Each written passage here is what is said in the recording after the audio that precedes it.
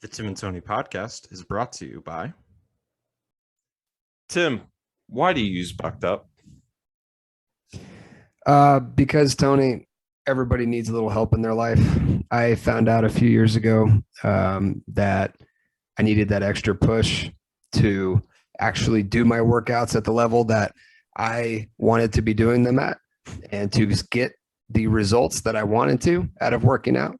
And so, one of the most frustrating things is when you're hitting the gym as hard as your body will allow you to, and you feel like you're not getting anywhere. These supplements will really help you get to that next level, get to that next step, and push you to hopefully reach your goals. So that's why I use it. Bucked Up. It tastes fantastic and it helps you work out. Get it, use it. We have a promo code, right? We do. Promo code, very easy to remember. It's T and T20. Get 20% off your Bucked Up order. They have supplements, every single one you can think of, shirts, hats, fucking joggers, anything you could possibly want. They've got it. TNT joggers. TNT 20. Get 20% off your entire order today online, buckedup.com. TANDT 20.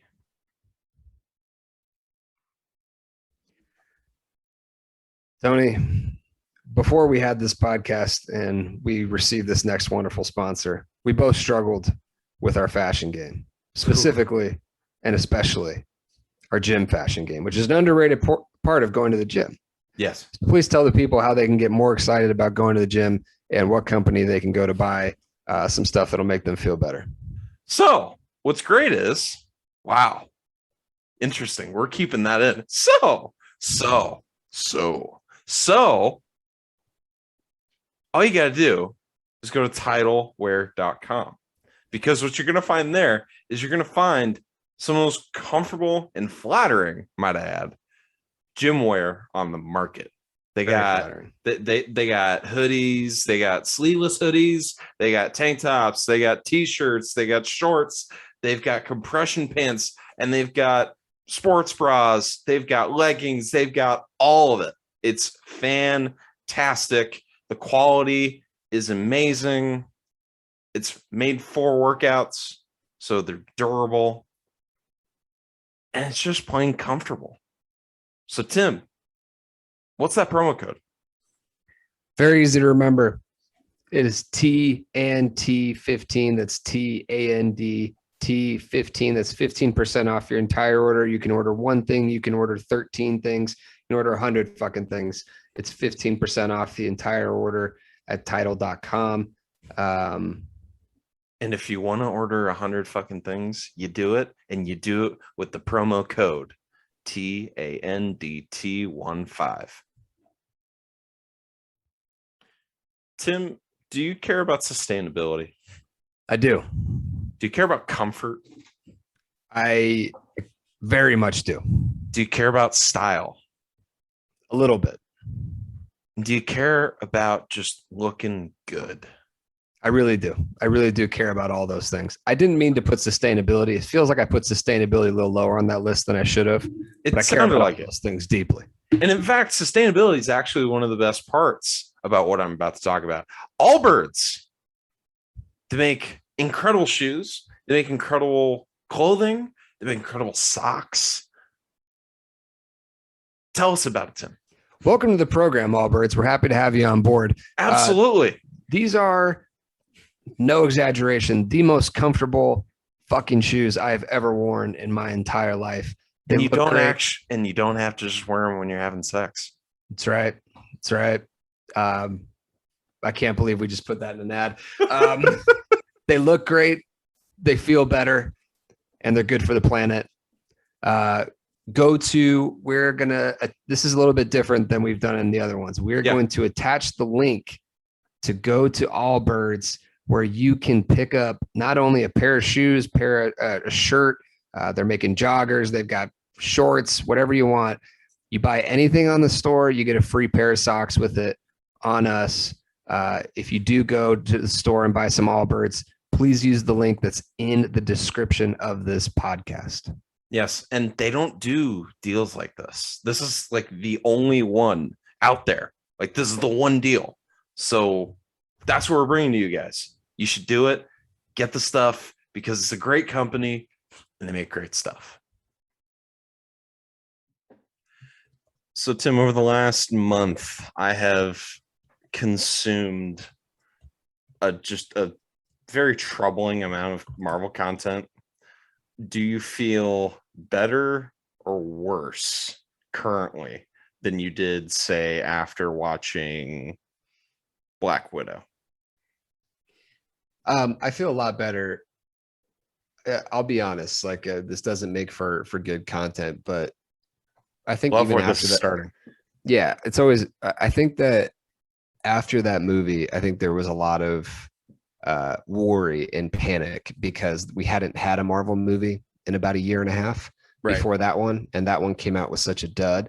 And then Shang-Chi did not resonate in the way that some of their other movies have, and so I think that there was a lot of panic. Though it did well. Setting. Yeah, I mean for a pandemic movie, but Yeah. in terms of pre-pandemic numbers, it would have been a failure if it was, before all this. Yeah. So my thing is that they put out 4 great TV shows this year. And so even though the movies that were coming out were not popping off the way they usually do, it was hard to be concerned when they were still putting out good stuff. Yeah. Because you got to figure it's doubling against the 6. Eventually they're going to hit it. Eventually it's going to pay out. When you have that kind of IP, it's hard to keep doubling and doubling and doubling and it not working. I appreciate your attempt at making a blackjack comparison. I really do. I don't think it tracks, but I guess we can move on.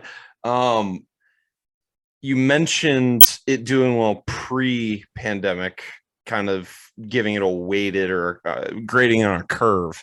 The movie that we're going to be talking about today, very much pre, post, during, whatever you want to call it. Yeah. Pandemic did phenomenally. That's Spider-Man No Way Home. But first, let's hear from Elvis Monroe.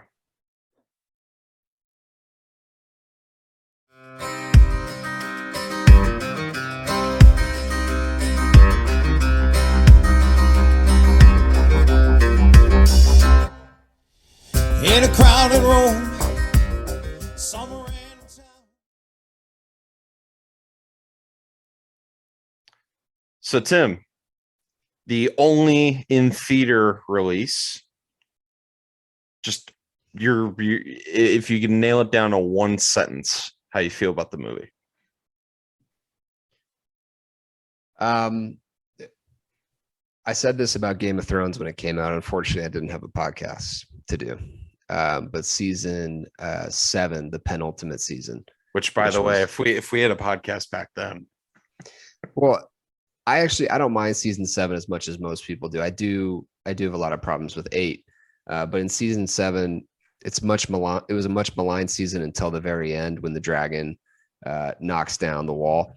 And my feeling after watching that was they have a button that they can push with this show. And when they decide to push it, it's unstoppable. There's nothing better than this show when they decide to release all of the tension that they've built up. With Marvel, that's how I felt with this movie.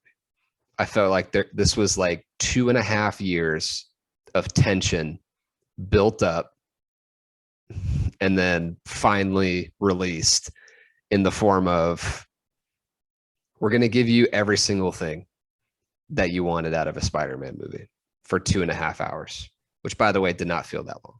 No, but it was one of the longer movies they put out. So I've full disclosure, I've now seen it 4 times. It flashes by as though you yourself are riding along with Spider-Man swinging through the streets of New York. The movie goes like that.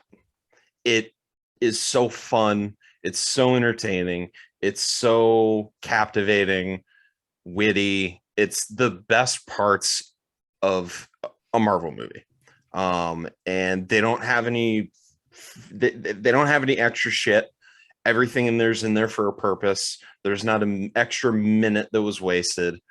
Everything in there fit perfectly like a puzzle piece. And I asked you to give a sentence. I guess I would say, thank you, Marvel. Let's see how much longer you can keep it up. Because we're now, I think this was the 27th movie.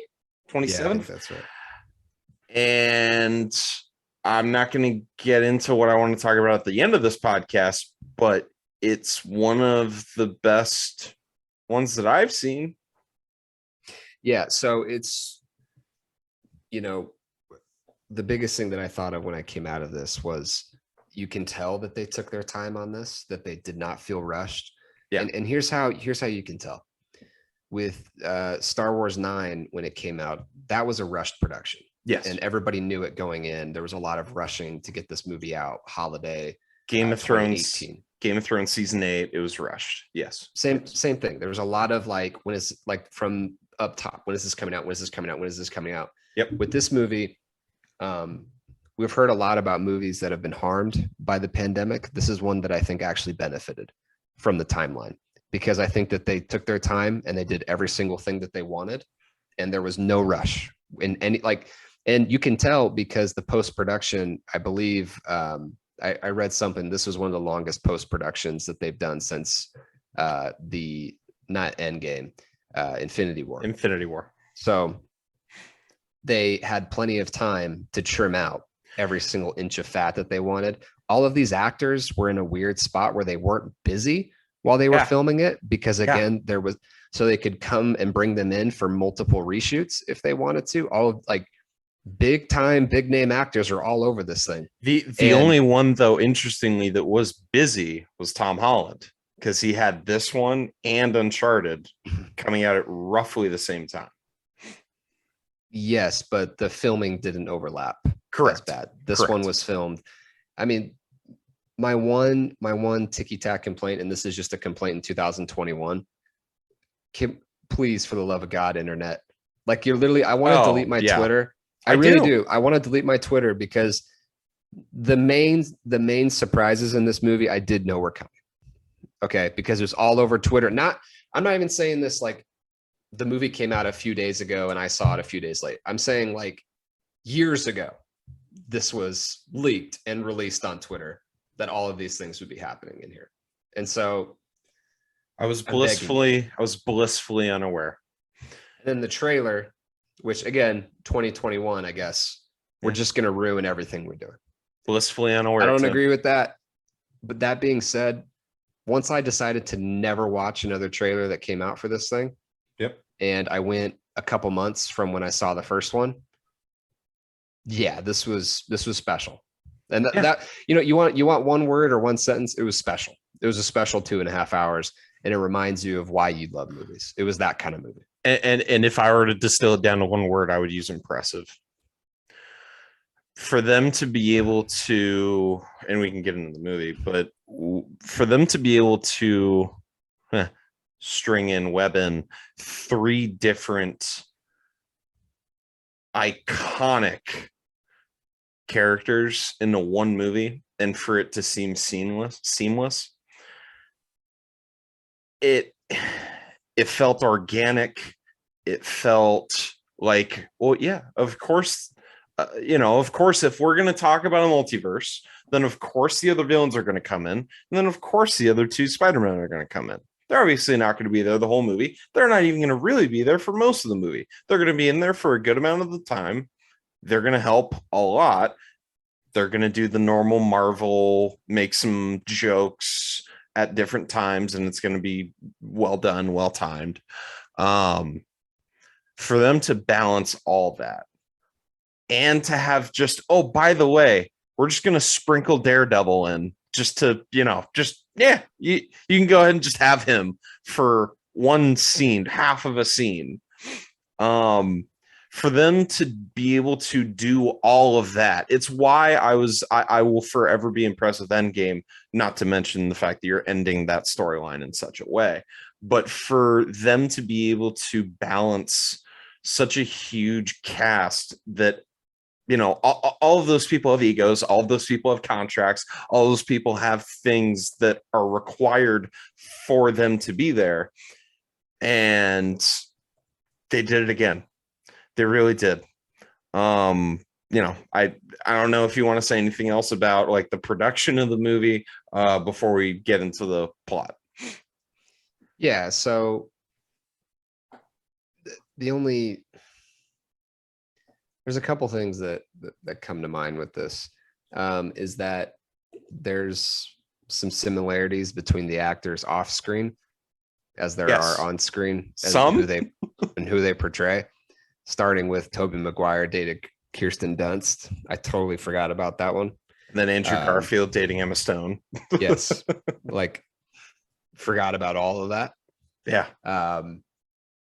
I mean, to be in a theater again where people are clapping at certain moments, 3 days after the movie came out, is, again, it's special and it's unique to this movie franchise that I think too many people in the film industry are overlooking as popcorn bullshit. And I'm telling you, this isn't like, look, Den of Thieves is tacky popcorn bullshit, which I still like that movie, but that's Fast not and what Furious. these are. Fast and Furious is that. But like, it's such a tired. It just doesn't criticism. work. It doesn't It's just add up. dumb. It's just like, okay, yeah, these movies are now breaking records. So yes, Martin Scorsese, if you want to talk about how you don't respect them, okay. The Irishman didn't do all that well. Like, and The Irishman was the fourth version of the same movie. So like, what are we now? I love The Irishman. I'm not sitting here saying I hate Martin Scorsese. But what I'm saying is like these directors are just decrying the death of American cinema as we knew it, where it's just like, guys, ultimately you want to make good shit and you want to make shit that people like. That's what also, Marvel has been doing now for what, 13 years now, 14 years.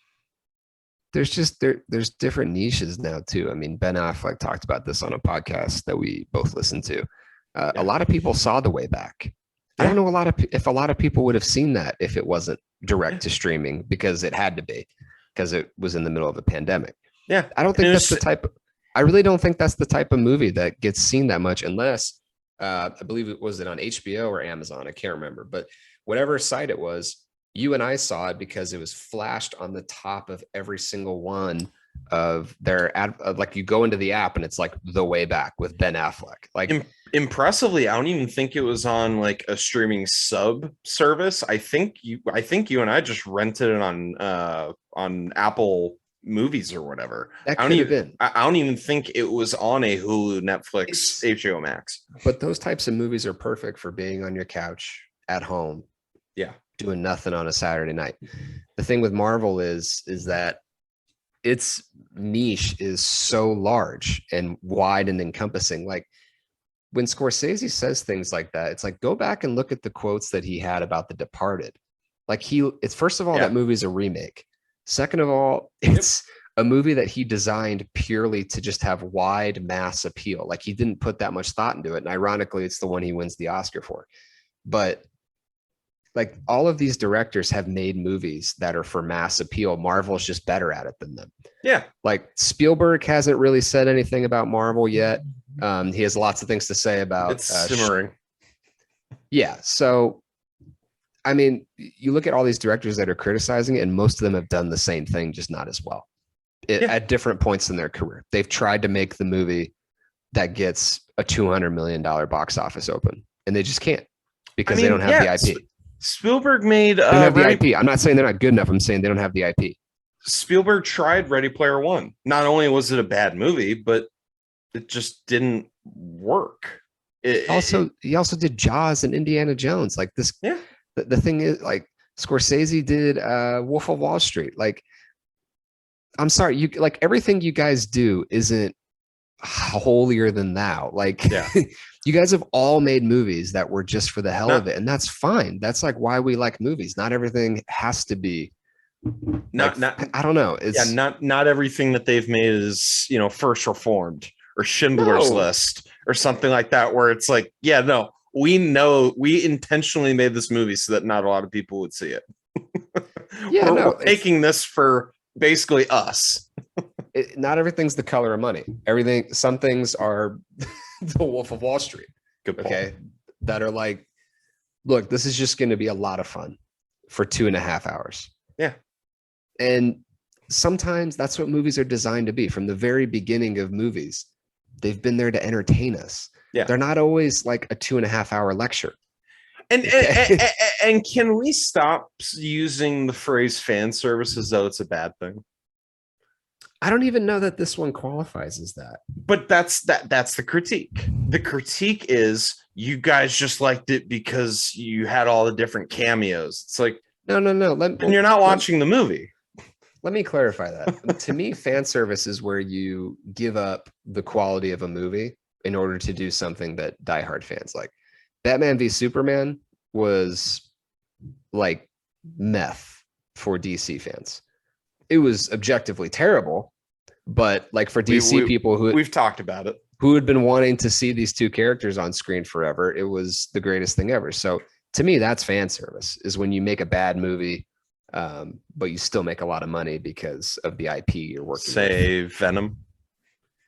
Yeah, like people just like the IP and they're going to go see it. That to me is, I mean, this movie, if they were trying to do full fan service, they would have done the meme where they're all pointing at each other. They did. Instead, no, they did. Well, they only did the I'm something of a scientist myself. No, when they were I'm pretty sure it's when they're talking about how they don't know how to be on a team together. They do where everyone's pointing at each other. Well, I stand corrected. I don't like that. It's a brief, like, I didn't even notice it until I saw it on Twitter. I saw it on Twitter after the second time I watched it. And then the last 2 times I've seen it, I'm like, oh yeah, there it is. It's a very brief second, but it's there. Yeah. So they don't linger on it though. Like it's not slapping you. Yeah. I don't know. This movie to me didn't feel like fan service. It felt to me like, we have the bigger trump card than you. Yeah. We have the best IP in the world. We have more money than God. And if we want to put these 3 people in a movie, we can, because we've got more money than God. And we've got all the necessary parties at the table. And, normally you need one of 2 things. You either need a lot of money and you need to do what you do well. You generally need one of those 2 things. These guys have them both, and these guys have them both more so on each of them than maybe anybody has ever had, because there's like 5 different directors that are currently working with Marvel that are possibly the 5 best current working directors other than the legacy directors. And they decide to make these 9-figure movies every year. I mean, hell, we're getting 4 of them just this year. So, I mean, they have both, and you generally need one, and it's incredible to watch. Yeah, I mean, it would be like if the Rams had a good GM, like right, they've got the coach and the money, or if the Yankees had a good GM, but the roster making decisions are always a little sketchy. Like if you had, it's like the Dodgers. Okay, like. They finally got the right GM. And I'm sorry, I'm blanking on his name, from the Rays, who brought these Moneyball concepts with all the big money. Andrew Friedman. Yeah. And they're absolutely killing people. That's Marvel.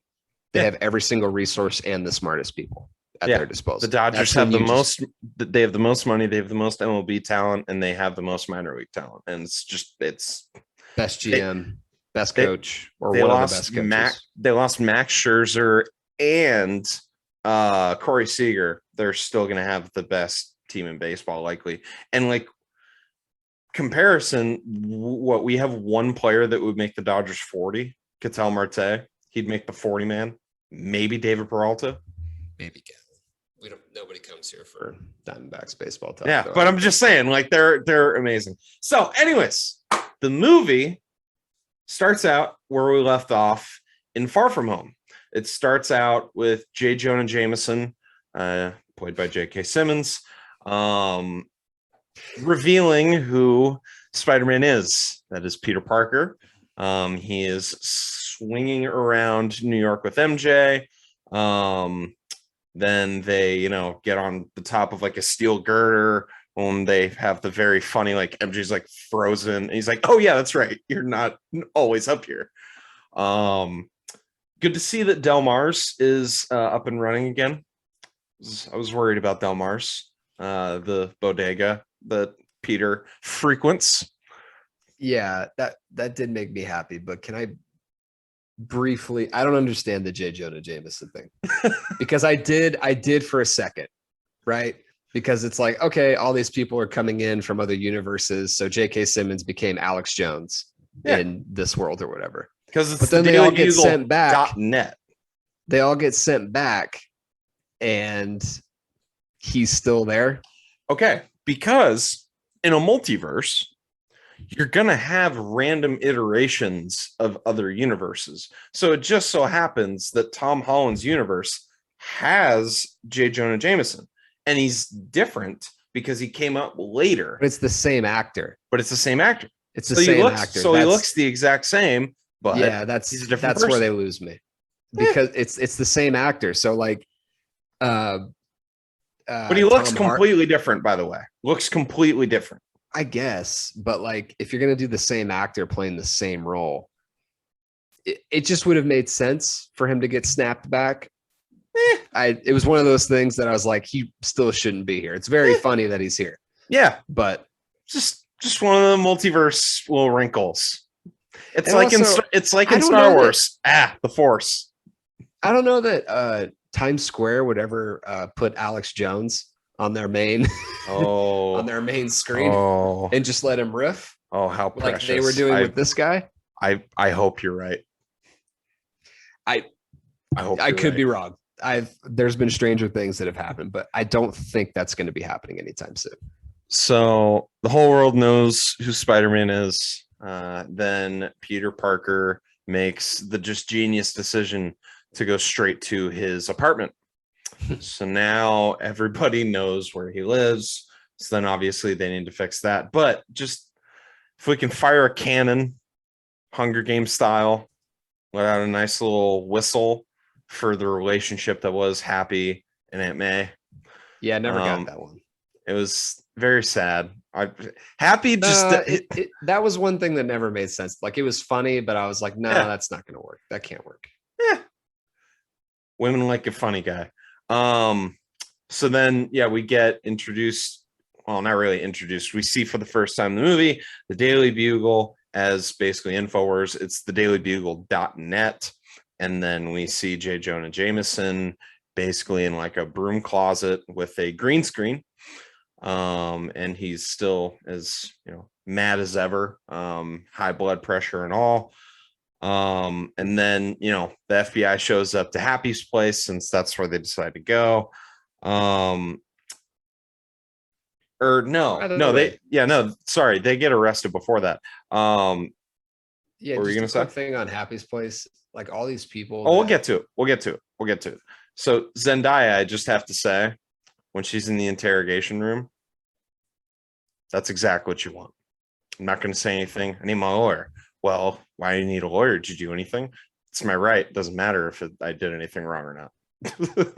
Having Zendaya play like a throwaway role in these movies is someday going to be, it already is kind of crazy.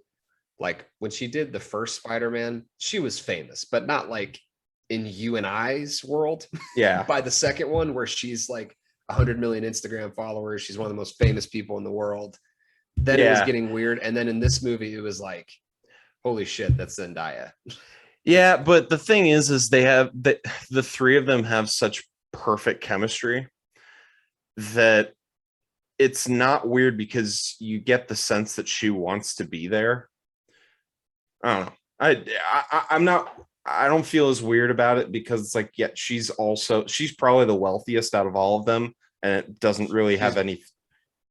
She's the most famous. Yeah. By a wide margin of anybody that was in that movie. Yeah, because it's Tom Holland. Who's Tom Holland? Oh, he's Zendaya's boyfriend. It's not it's not Tom Holland, or it's not Zendaya is Tom Holland's girlfriend. For reference, there's 300 million people in America. 115 million follow Zendaya. 115 million people follow Zendaya. Like, Jesus, I didn't know Zendaya is. I'm looking up the Kardashian ones because I know that they're more, but not by much. Well, shit. I mean, how much does Tom Holland have? I would guess he's between 15 and 20, but we're getting research. That's crazy. Okay, never mind. Tom Holland's at 54. But he's still at half. He's still at half. That's a very significant number. Yeah. So, I mean, yeah. Interesting. So then we get Ned, who's the absolute worst. You just no. That is exactly what you don't do. You don't confess to being an accomplice to a federal vigilante. I loved when they get to Happy's apartment, the news shows the old Happy picture. Every single time I watch that movie, I have died laughing because just it is so unnecessarily fucked up. It is that's what he looks like in the New Year's Eve scene, and I am too. It's great. Then, Peter Parker's being investigated for all this stuff. He's got some legal trouble. So who do we call? We call our old friend, Matt Murdock. Matt Murdock is in the MCU. Which people have been clamoring for a very long, because it is Disney Marvel that made that movie, by the way, or that TV show. And Spider-Man takes place literally in the same place. Yeah. Right next to Hell's Kitchen in Brooklyn. So it's always been a weird kind of plot hole that they've never intertwined. Which we're recording. This is December 21st, 6:14 Pacific time. We are getting the Hawkeye episode in just a few hours. I've got some theories as to what we're going to see tonight. One of which is that Tom Holland's going to be in this episode. So either Tom Holland will be, or we'll get like I said, our old friend Matt Murdock. We will see, because we already got. I don't want to spoil it for you if you haven't watched the latest Hawkeye episode. Have you? No. Oh, well, then I'm not going to say what I was about to say. So, always good to see Matt Murdock. He catches the brick, and obviously, he is a blind man. So everyone at the table looks at him. And Tom Holland asks him, "How did you do that?" Quote, "I am a really good lawyer." Love it. Love it. Love it. Love it. He's just terrible at communicating. He isn't even cool with telling who he knows is another superhero that he himself is a superhero. We see Tony's arm, the robot arm. That made me happy. I forget his name. I'm sorry. I haven't seen her. Dummy. Thank you. We see Dummy. And that makes me so happy because, as you know, that he hasn't been sold to an MIT lab, like Tony said he would be. Yeah. Happy still has him. And, I just warms my heart. I am waiting to see where Morgan is, though. I'm waiting for that. Waiting to see what she's up to. She's probably famous on Instagram or something. Well, of course. And probably a young composter in waiting in the wings under her mother. They're probably still at that cabin out in Montana that was, or something.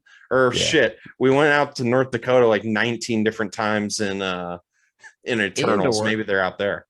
And or she's getting ready to become Shiv in Succession. Those are really her two options.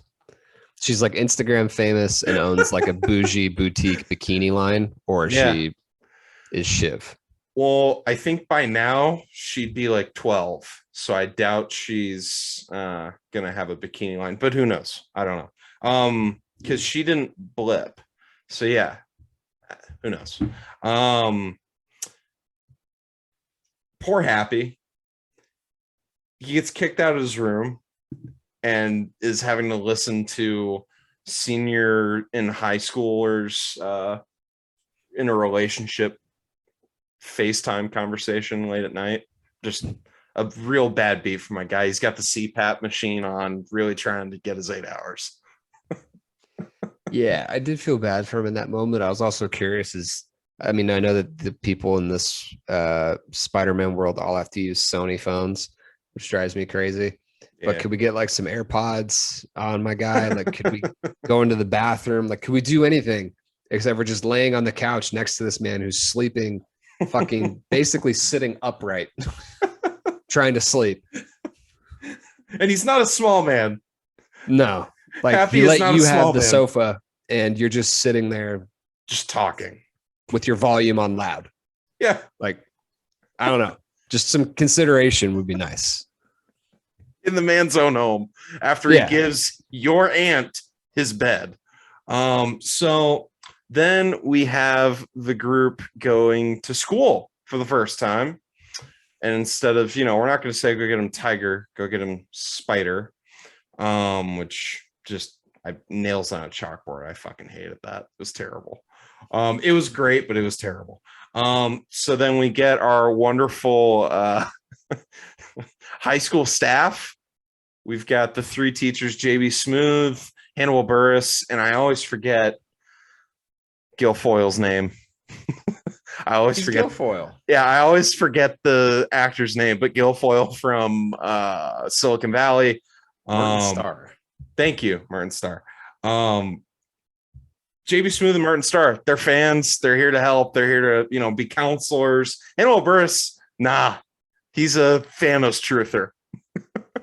He's like, nah, man, everybody should have died. This is bullshit. I mean, it actually, I'm glad that they did that because it actually fits in 2021. Yeah. That there would be some people that are like on the other side of there'd be some Dwight Schrute. Truth. There'd be some Dwight Schrutes walking around. Yeah, I mean, there would be some anti-vaxxers walking around. There has to be. There are in our world. Yeah. So then they go up to the rooftop where Ned just forces himself onto the other 2 being their third wheel. Talking about college admissions on a rooftop. Just what a fucking miserable time that is. Like, really, you and I had the worst of it when we were applying for law school. It's just a miserable, miserable time waiting for a letter in the mail for us, an email, which, by the way, I still think it's funny that they're waiting on letters. Like, you and I both know MIT's sending out an email. But that's not as theatrical, and I'm not going to be the type of person that says there can't be bombs in space. So I'm not going to do that. Also, there's probably an application portal as well. Yeah. Anyway. Yeah. But it is what it is. Send letters anymore. Yeah, it is what it is. It's a different world, I guess. What do I know? Then we get the same coffee cups that's in Daredevil.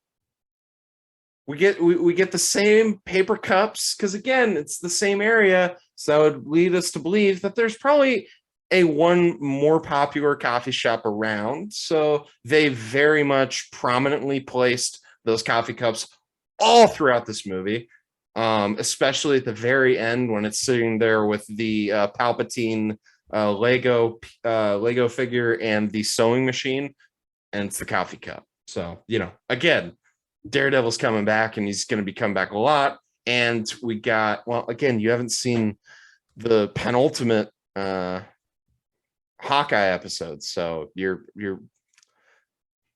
really screwing me up here talking about that. But anyways, then we get Zendaya, a just very cheery statement. Expect disappointment and you won't get disappointed. It's a hell of a way to live. Fits with their character. It does. I mean, they really leaned into the depressed, angsty young liberal in the first one. They went away from it a little bit in the second one. And then they made jokes about it in the third one. Yeah. Yep. Always fun. Fucking Flash got into MIT. Fucking hate that guy. I don't buy that. That was tough for me. Like, he's more of like a BCU guy. Like he's going to Boston College University, or he's going to like BU. I don't know. Yeah, just some random school, like some random state school in New York, or Wesleyan or something. I just there's no way. There's no way. That guy's an idiot. That's impossible. Like if he's going to MIT, I'm going to MIT. That's terrible. Yeah, but yeah, Flash is in, and he's here to just gloat about it. So they get the letters. They didn't get in. None of them got in because of unwanted publicity, which is fucking bullshit. But whatever. Peter feels guilty since he feels like it's his fault. So he goes to, again in New York, Doctor Strange. Was one of my favorite characters, one of my favorite living characters now. We'll say though, he seemed oddly just like down to fuck with the fabric of time.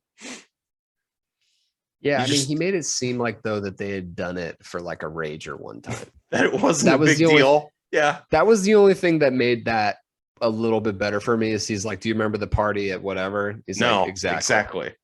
See, but that I'm with you, right? Because it's like, oh, so either Peter gets into college or the whole space-time continuum breaks. Or there's like, even if it's a 1% chance that we're going to crack open the multiverse, or Peter and his friends gets an MIT. Yeah, that's a little tough for me. That's a tough look. Seems like it was supposed to be simple. It was supposed to be a very simple thing. Here's the thing, though. Doctor Strange, you're supposed to be the adult in the room. You really are. I'm still not convinced that was him. So that's what I was going to get to, was that wasn't actually Doctor Strange and it wasn't Wong. Because I'm pretty sure, I'm almost positive that they've called Doctor Strange after the blip Sorcerer Supreme. I haven't looked it up. Don't know if that's true. Perfectly fine. That's something I'm perfectly fine being wrong with. But I'm pretty sure he is Sorcerer Supreme. So I don't know. That it's weird. I don't know. It's weird. It doesn't perfectly fine with being wrong. It doesn't fit with the character at all. Yeah. That moment of just complete lack of judgment does not fit with who that character is. Yeah. And by the way, yes, Wong is like an everyman. He's just kind of getting in the trenches, getting shit done. But I doubt that the Sorcerer Supreme is popping up in Shang-Chi at the end. I doubt that the Sorcerer Supreme is fighting at the gambling high rise in Shang-Chi as well. I just doubt it. Yeah, I'm with you. Unless he's just that much of a man of the people. Maybe I'm just underselling. There wasn't time for the plot to really develop on that end, but clearly there's something off there. And we're about to get it because we're about to get a Doctor Strange movie. So yeah, makes sense that we have questions about Doctor Strange. Maybe that was intentional. Maybe Marvel knows what they're doing. Who knows? And then Doctor Strange the multiverse is open for a brief second. They put it in the little mirror dimension, little safekeeping box that we see in What If. Then Doctor Strange goes, you've done everything you can. You got the letter, and then I'm imagining you called to ask them to reconsider. You can do that. You're telling me that you came to me to fuck with the space-time continuum, and you didn't even call up. You didn't even follow up on a call. I enjoyed that moment because I felt the anxiety of when I was also going through college admissions, and I was told by 70 different people, I'll just give them a call. Should have applied to ASU. ASU has no problem taking in people with publicity, public image issues, and out of state. Can someone tell our Sorcerer Supreme to get liability insurance? Yeah, that's weird. That seems weird to me. You guys are like casting spells and breaking things down all the time. Yeah. You'd think that like eventually a post, a pole, a building is going to hit one of your employees, but yeah. 'Cause it doesn't seem like they have a lot of money. particularly someone who went to medical school and is very familiar with how liability works in general. Yeah. You would think. You would think. And then when we're ripping at the fabric of space, we see Kang's what do we end up calling it? Kang's castle, temple, whatever the hell. Something like that. Yeah. Whatever it is. Then Peter has the idea. I know what I'm going to do. I'm going to track down a school administrator in a wrinkled suit to ask for reconsideration in the middle of the freeway. It's a bold choice. It's a It's a little stalkery. It's A one little? of those plot. It's one of those plot armor things that you kind of forget how ridiculous the premise is because it was just to set up Goblin and Doc Ock coming back. Yeah. So a lot of great action sequences happen on freeways Yes. in Marvel. So we had to get him there somehow. And it all started with that being the reason isn't bad, but yeah, it was to get him on the freeway. And those freeway scenes all started with obviously Tony and Obadiah. So, yeah, that's when we get introduced to this version, but not this version, Doc Ock. Similarly, we get introduced to this version, but not this version, Green Goblin. Always good to see those two back in the fold, Alfred Molina and Willem Dafoe especially. And then we get welcome to the multiverse because Doctor Strange and company says it like 9 times in about 2 minutes. So yeah, we're here. And I get the sense that we're going to be here for quite some time since every single movie is pretty much centered around that. You were going to say? Yeah. Sorry. There's this one thing that I've been wanting to talk about this entire podcast. That I have to blurt it out. Well, the floor is yours. So all of this stuff's great, right? We get to see Toby and Andrew Garfield back again. Whoa. Hold. Jesus. Just Jesus. Bear with me for a second. Wow. The multiverse stuff is great. I worry that it's going to become a crutch for Sony to just go back and do their own Garfield versions of Spider-Man and keep Venom going. Great. Not great to me. Not great to me, to be honest. Let Sony do their thing. And again, Spider-Man's their most valuable IP. It's not going to be owned by Marvel. Like, there's nothing Marvel can do short of buying Columbia Pictures. There's nothing that Disney can do short of doing that, because all Sony has to do is make one Spider-Man movie every 10 years and they maintain the IP and all of his villains. Like that's all they have to do. There's no buyout clause. There's no, not to my knowledge, there's no, as long as they keep doing that, they have it. Okay. I am not a corporate mergers and acquisitions expert. Neither am I. If Spider-Man is the most valuable IP in what is the most valuable IP in the world, like it's number one of the most valuable. Without it. So to me, it's probably worth between $1 and $2 billion. You don't have to sell me on the value of Spider-Man, and you don't have to sell me on. But I think that's the problem, because they bought Lucasfilm for $3 billion back in the day.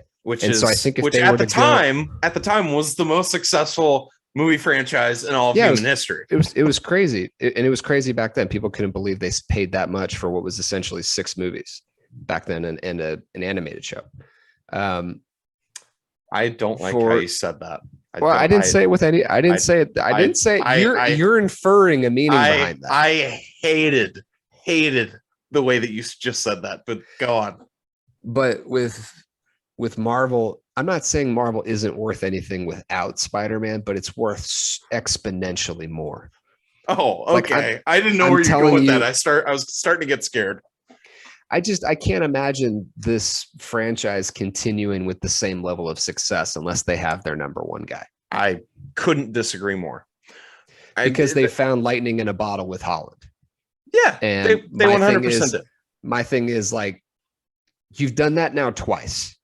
Like, you got Downey to play Iron Man, you got Holland to play Spider-Man, and you had Boseman playing Black Panther. Of course, unfortunately, that's not going to be continuing. So you've kind of struck oil. twice, you're really going to Oh, bank well, on your they- ability to just keep doing that? They struck oil on basically all of their main characters. I mean, But not in the way that Chris- like Holland fits Spider-Man, or in the way that Chris Downey Hem- fits Iron Man. Chris Hemsworth is a perfect Thor. Yes, his Yes, first but two movies weren't great, but he's perfect. I'm just And, saying, maybe that's your point. Maybe that's your point. Maybe I my just point is like Holland fits that character in a way that everybody's satisfied with, in a way that Garfield and Tobey Maguire didn't.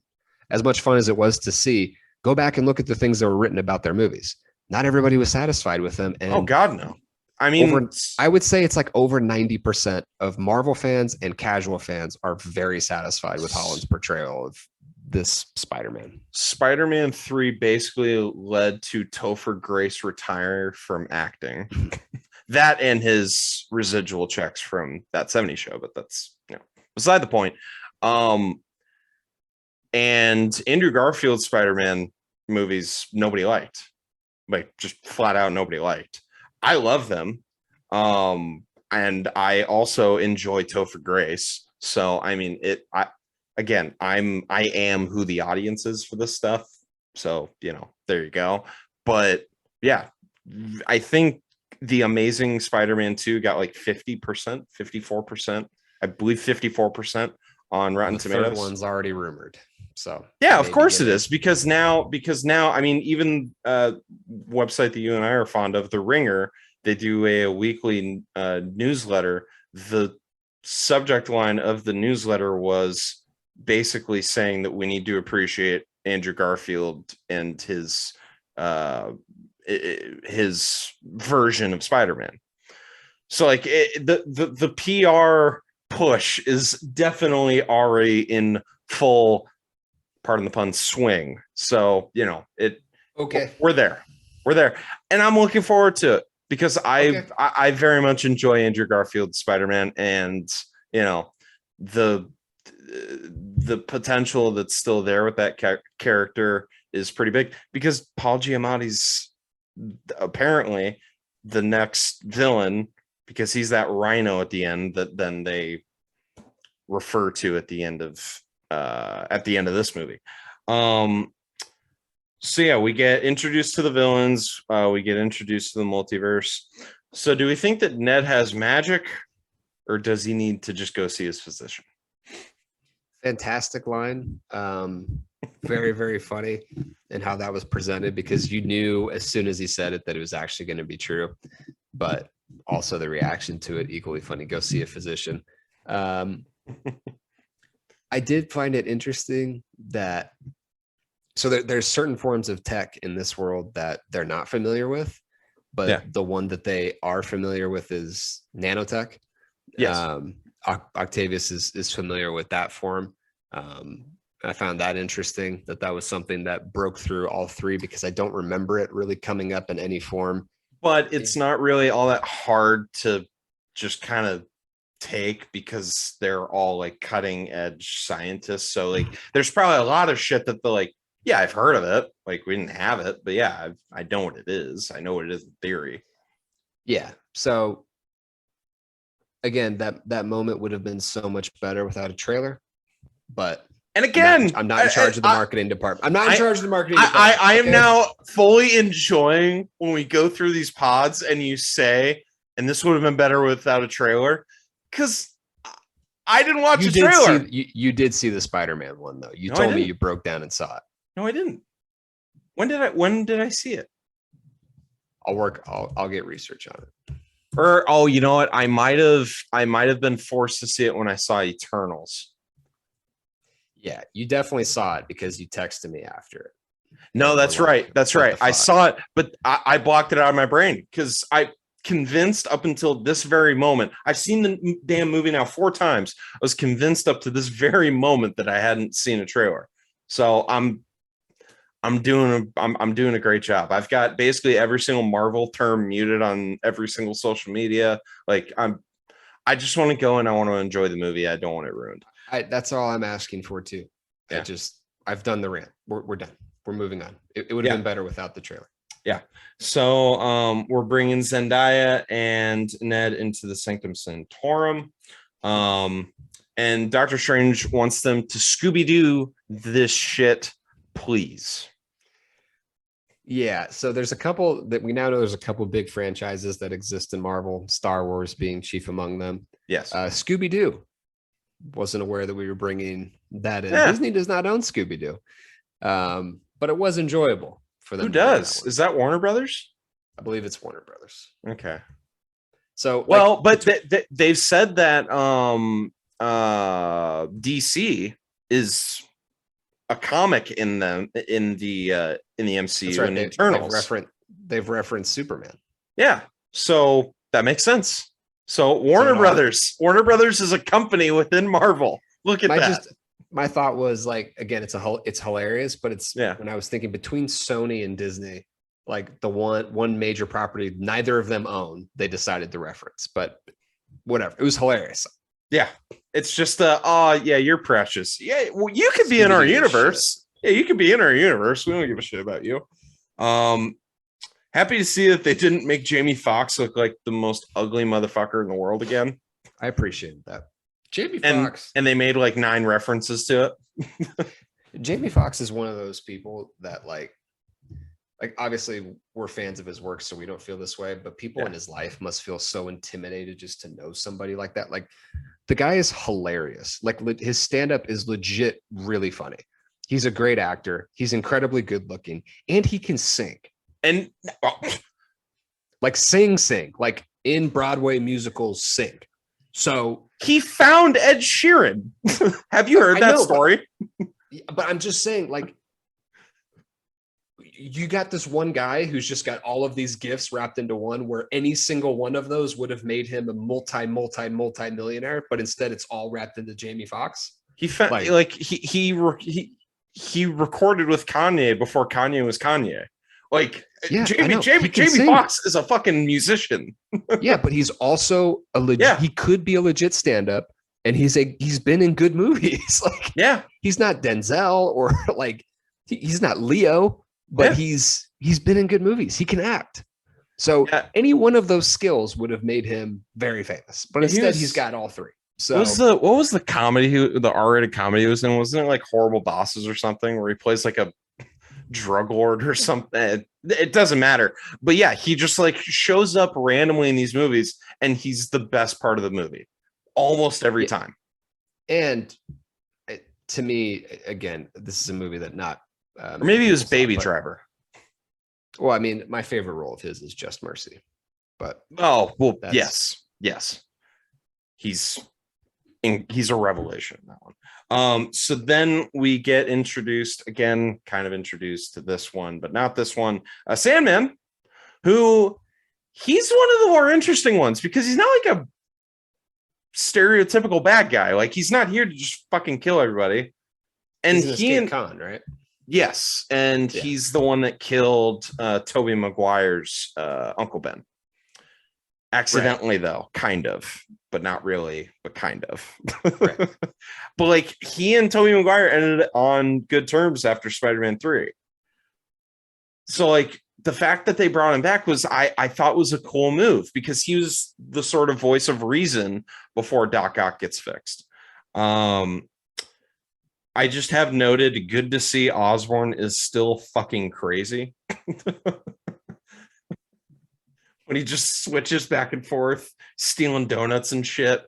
I mean, just batshit. I enjoyed the best thing about it that they decided to do is, are you familiar? I'm assuming you're familiar with Weird Al.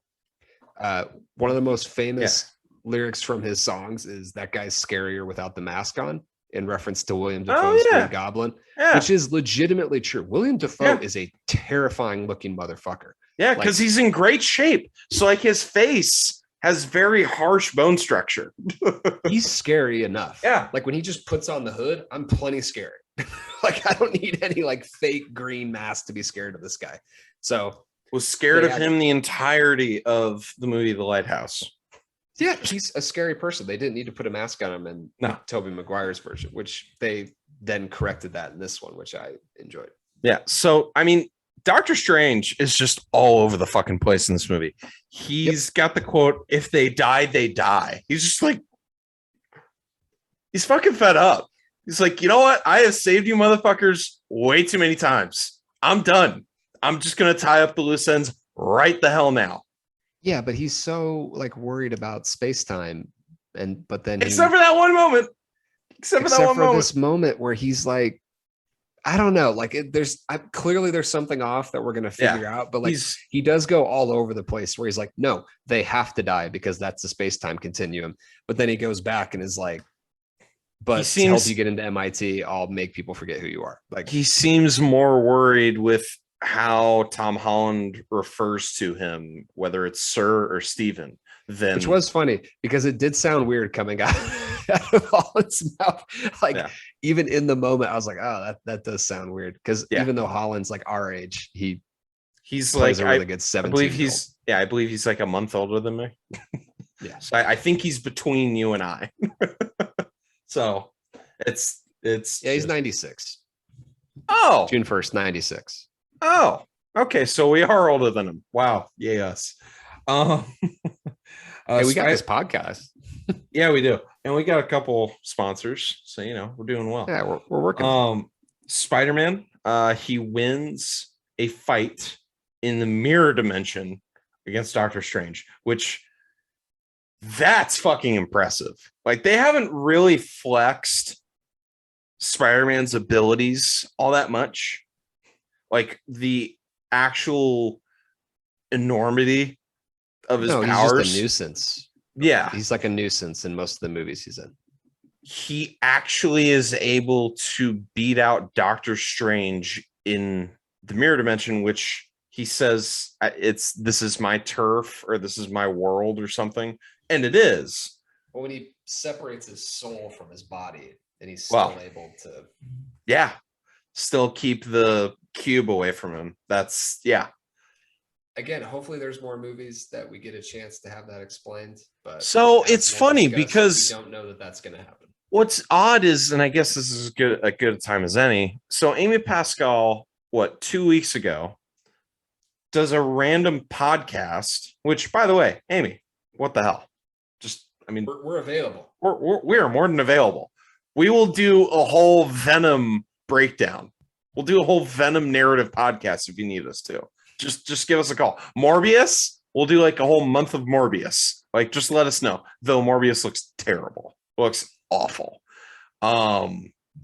But she gives the statement, we're gonna do another trilogy. It's already in the works with Marvel within the MCU. And the assumption is that was with Tom Holland. That was the assumption. And then now, and you and I kind of already talked about this off air, but now we've got Tom Holland saying like, we might be done. Goodbye. Yeah. Even though before he said he's probably going to do about 6 movies. I am so confused. I am utterly confused about what's going on. This very clearly. If Disney Marvel is making another Spider-Man, and I hope that they will, there is 0.000% chance that Tom Holland is not the actor. 0. None. Won't happen. They won't do it without him. I'm telling you that right now. I hope if it's Disney Marvel, they're not going to do it without him. Because look, the figures have not come out for what he was paid for this movie. Disney has famously paid their up and coming actors like Holland not that much money comparatively. And they've thrown bags of money at Downey. Yeah. That's really been the only person that's made a ton of money out of this whole thing. Yeah. Holland is smart. He's growing in his career. He's now made a couple movies outside of the MCU. One of which we've reviewed, and I'm sure we're going to review Uncharted. Exactly. I am of the belief that you don't, because Robert Downey Jr. made several comments like this. Yeah. After the second one, he essentially said he was done. After the first Avengers, he said he was done. After the second Avengers, he said he was done. And then after Iron Man 3, he said he's probably done. So, and he in total ended up being like 10 total movies. So, you do this as a negotiating tactic to say publicly, I don't need this. And he doesn't. Like, candidly, he doesn't anymore. Not anymore. He could have a very fine career without it. And he's unless you're willing to pay him $40 million. in which case there's a certain point where I don't believe it's not even that he doesn't want to do it. I believe he wants to do it, but now they're going to pay for it. Well, and I mean, I'm sure he's got a good agent, but what they're going to go to the negotiating table with. Look, he's, your top 5 grossing Marvel movies, he's been in all of them. He's been in Infinity War. He's been in Endgame. 26. He's been in Civil War. He's been in obviously all of his movies. And now specifically, he's been in No Way Home, which is breaking records. And if it were not for a pandemic, I'm damn near positive that it would be breaking even more records. It makes it that much more impressive that we're in a pandemic right now. And at least in California, we now have another mask mandate because people don't get fucking vaccinated. So we're getting spikes in cases. So even with that, this movie's still breaking records. And it first opened after opening night.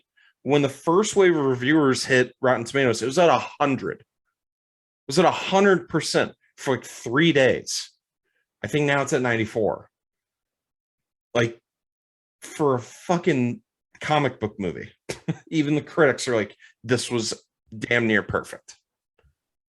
So I love it so much. I don't think that when you've got somebody like that who's 26 and you have the ability to put him under contract for several movies at a time. Yeah. Who's already proven that he can make a movie that gets $200 million in its opening week. Obviously not solely based on his acting ability. I'm not pretending like that's the case. But Andrew Garfield's movies didn't make that kind of money. Tobey Maguire's did comparatively. They did back in the day. They did. But which was groundbreaking because back then everyone likes to give credit to the X-Men franchise for being the one that kind of broke ground on comic book movies being serious. Well, when really it started with the Michael Keaton Batman movies, but I guess we don't need to get into that. If we're just talking 21st century, it's Spider-Man. Spider-Man is the one that broke records. Spider-Man's the one that they made legitimately good movies and actually wasn't afraid of using CGI that they knew damn well wasn't going to age well. But at the time was like, oh my God, we're seeing this guy swing through Manhattan.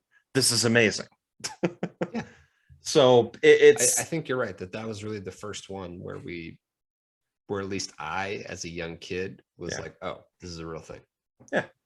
Yeah. Cause like, again, the Michael Keaton Batman movies are like, okay, we now have the template of, hey guys, we might have something here. And then Spider-Man was the actualization of that with the technology that they had at the time. And then Iron Man and the Dark Knight, more so the Dark Knight with the CGI, because Dark Knight wasn't as CGI heavy.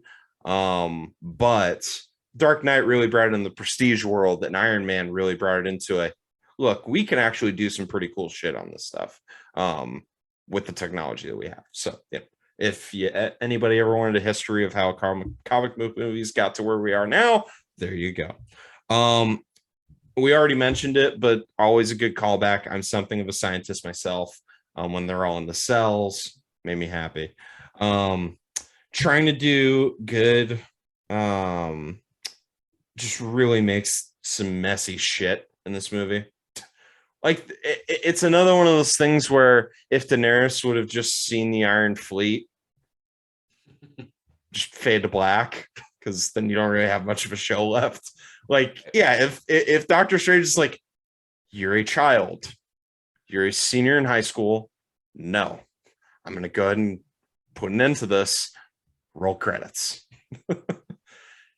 Is that what probably should have happened? Yes. Again, it's a movie. So why the fuck would they do that? And why the fuck would Marvel movie? You can do that with any movie. It's like, why didn't you just call Thor? Why didn't you call Hulk? Like, why didn't you call? It's like, okay. Like, why didn't you just call Captain Marvel? Why didn't you just call the Eternals? Like, well, that's okay, motherfucker. Like, is that what you really wanted? Every movie. Yeah. Because it's like, well, why didn't you just get this person? You would have been fine. It's like, okay, you can't have bombs in space. There's no sound in space. Okay. Congratulations. So then like, okay, Star Wars is just a bunch of bullshit. Like, Back to the Future is just a bunch of bullshit. Like, yeah, it's a fucking movie. What do you want from me? Like, it was cool and you enjoyed it. You smiled. That's what we're doing. That's all anybody can ask for. They really did fuck up Happy's place. Especially his couch. That's really messed up. I have so many thoughts on this. Oh, why is it yours? Why is it that every single person that is associated with Tony Stark, why are none of them even remotely close to rich? Like, okay, for starters, Falcon and Winter Soldier. Me off. Yeah. Sam is in like this shithole of an apartment in DC, if I remember right. He can't get a loan. He couldn't get a loan. He's fighting for the Avengers as like his profession, which Stark owns and funds. So he's not getting paid very well. Get a loan. Hey, Tony. Hey, asshole. How about you? You knew that you were going to die. You did all these fucking speeches about it. How about we work some people into the will?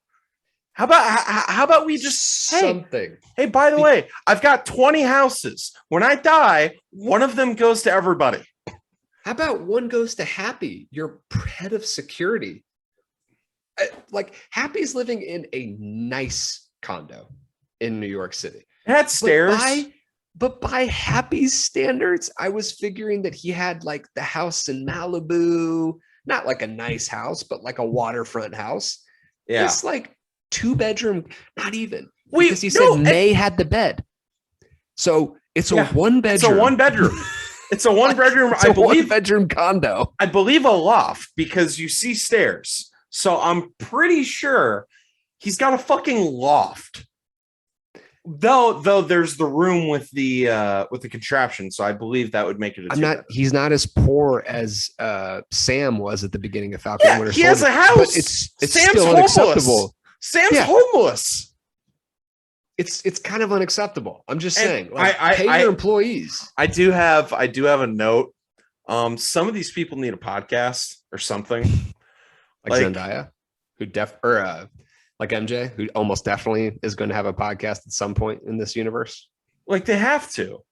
That's the way that you capitalize on this shit.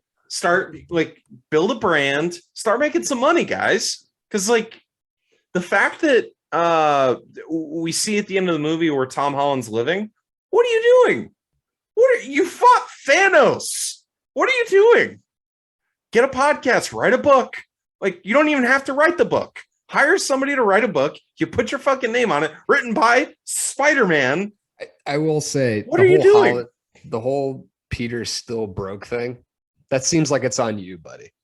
Just like in 2021, like all the different ways you can monetize fame. You've got 40 high-tech billion-dollar suits that you have been able to hack into. My guy. Okay, here's the thing. If you can hack into that suit, Ned, guy in the chair, let's get you hacking into the secretary or the Department of Education. Let's wipe out some student debt. Let's start being for the people. Hit backspace. Yeah, let's type in some zeros and let's get this moving. Let's get the train moving, because you know what? You're a friendly neighborhood Spider-Man. Let's broaden that out. You've been to space. You've been to Titan. Like, let's. You got to open your eyes to the rest of the world, my guy. Come on. There's greater good. With more, there's a great responsibility you've got, my guy. I don't have to tell you. Sandman and Electro doing the whole "you got to be careful where you fall" thing was funny. I always love when they acknowledge the absurdity of some of the plot devices. Like, he fell origin stories. He fell in a vat of eels, and he came out Pikachu version of Magneto, basically. Yeah. Like, that's what happened. Like, wild. And then I still to this day, I don't quite understand how Sandman became Sandman. Like, he was in the thing that was spinning around magnetized sand, and then he became that again. Bombs in space. it is I what have it to is. read the comics because I don't think Spider-Man 3 was very true to They- any of those villain origin stories, from what I understand. Wouldn't be surprising because they tried to introduce all those villains all at the same time. So, Which this movie took advantage of. they did. That you actually had preconceived relationships with all of them that they didn't have to explain. They as didn't try much. they didn't try to Suicide Squad it, and it just be like, whoa. But they didn't need to. Yeah. And they knew that. And so Yeah. they took advantage of basically 2 decades worth of experiences with certain characters. It was smart. Yeah. Again, they have a button that they can hit. And when they do, there's nothing that can top it, in my opinion. So Goblin comes out, the darker half comes out. And I have noted, I think for like the 4th time in my notes, Willem Dafoe is such a great fucking actor. He just is. It's so To me, cool. it's amazing that he hasn't done more because he does The Lighthouse. He does movies like that. I should have done more research on this before coming on the podcast. I am unemployed right now, so I have nothing but time. So that's just on me. Yeah, but, and you look for our YouTube viewers, you look homeless. You really do. Though some nice cabinets behind you. I have to say. A nice dark wood. I like it. Thank you. I like it. Thank you. But Defoe, like, is this just a situation where he doesn't want to? Yeah. Because I can't imagine it's that he doesn't want to do more, because he's like, everything he's been in, he's always really good. And he's usually not like a side role. He's usually like a supporting actor role. He is getting pretty old though. I'm pretty sure he's in his 70s. Yeah. I don't know.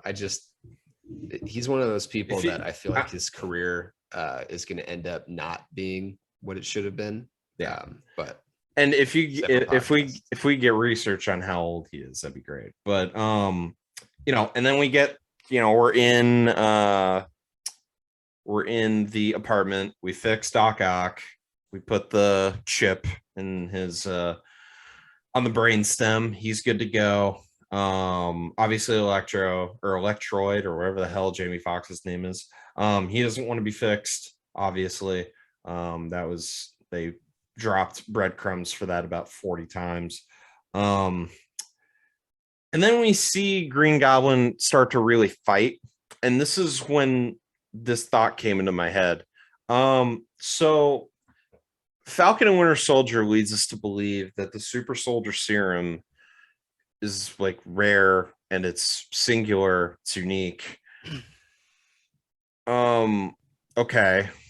How is Green Goblin any different from the super soldier serum? They could have leaned into it more. I think they could lean into it more. I think they could lean into Holland's origin story more. I mean, again, they made a strategitic decision not to. They very clearly, since they were like, you've seen this now twice in the last decade, we're not doing it again. Just they just basically nodded like, who this is, like, we're not going to waste time. With a movie this perfect, it's always kind of weird for me to pick holes, but if they wanted to, they could have put Defoe in the Hydra type role in his universe and kind of revealed that there was also this organization that existed there that was trying to hunt out the super soldier serum. But it seems like the same thing. And again, Sean probably just crashed into a pole because he's screaming. And for that, I apologize, Sean. But look, my phone's ringing. Just look at that. I'm Sean's emergency contact. But no, I mean, I don't know what the difference is, and maybe when we get off this podcast, I need to do my due diligence. But it seems like the same thing. Obviously, seems like there's a couple more side effects. By the way, maybe that's the difference. Is 66, and I only recognize American Psycho, The Lighthouse, and Spider-Man that he's done. So, yeah, makes sense. Great actor. Really likes. Also, he changed his name to William with an E instead of an A. It's Willem. Yeah, but it used to be William. Really? Yeah, he changed his name to that. But okay. Again, I mean, not as weird as Enos Freedom or Meta World Peace, but okay. It happened. So then, we get the fight in the apartment lobby or condo lobby where, I cried the first 3 times. They fight that fucking glider, man. We just need to get that out of here because that thing, It's there's lethal. some collateral fucking damage with that thing.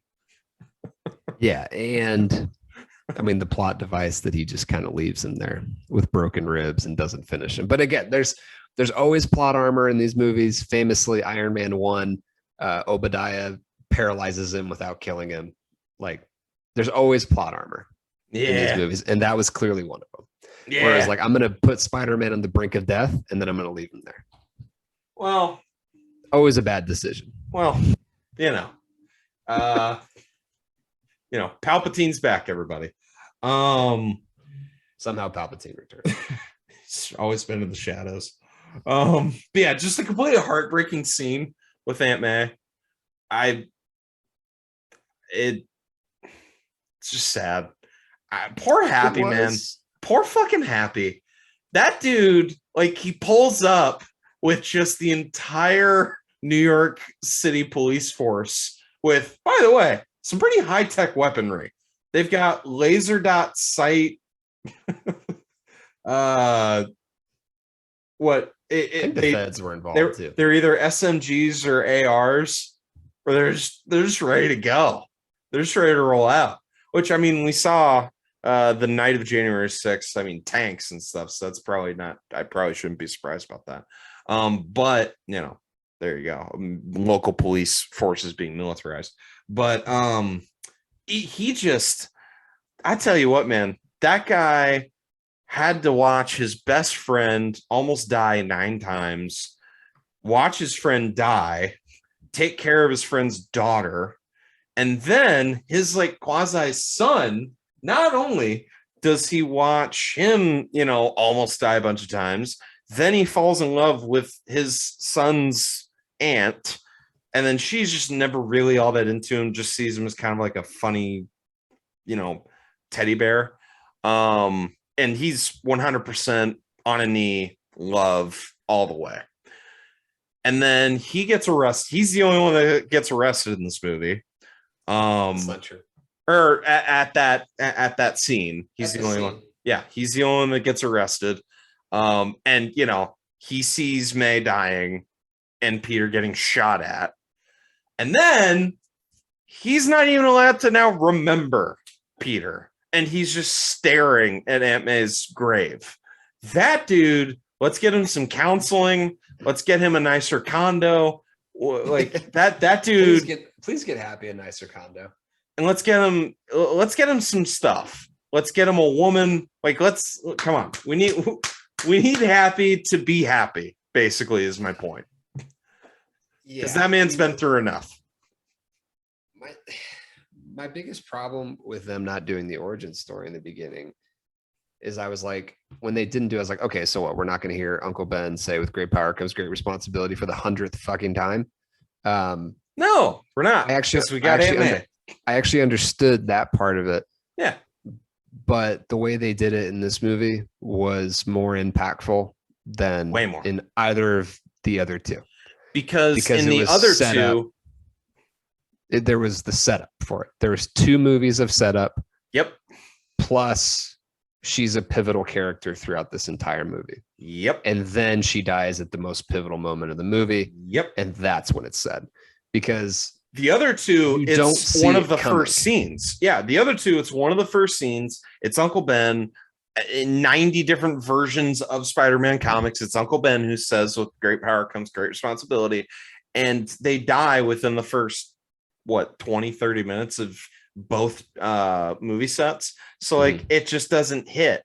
Like, and it's even Martin Sheen in the Andrew Garfield universe, like an actor that we have a pretty long relationship with, and it just doesn't hit like it does with this because one, Andrew Garfield just isn't as good of an actor as Tom Holland. But the scene was built up better. Yeah, it's like, just more dramatic.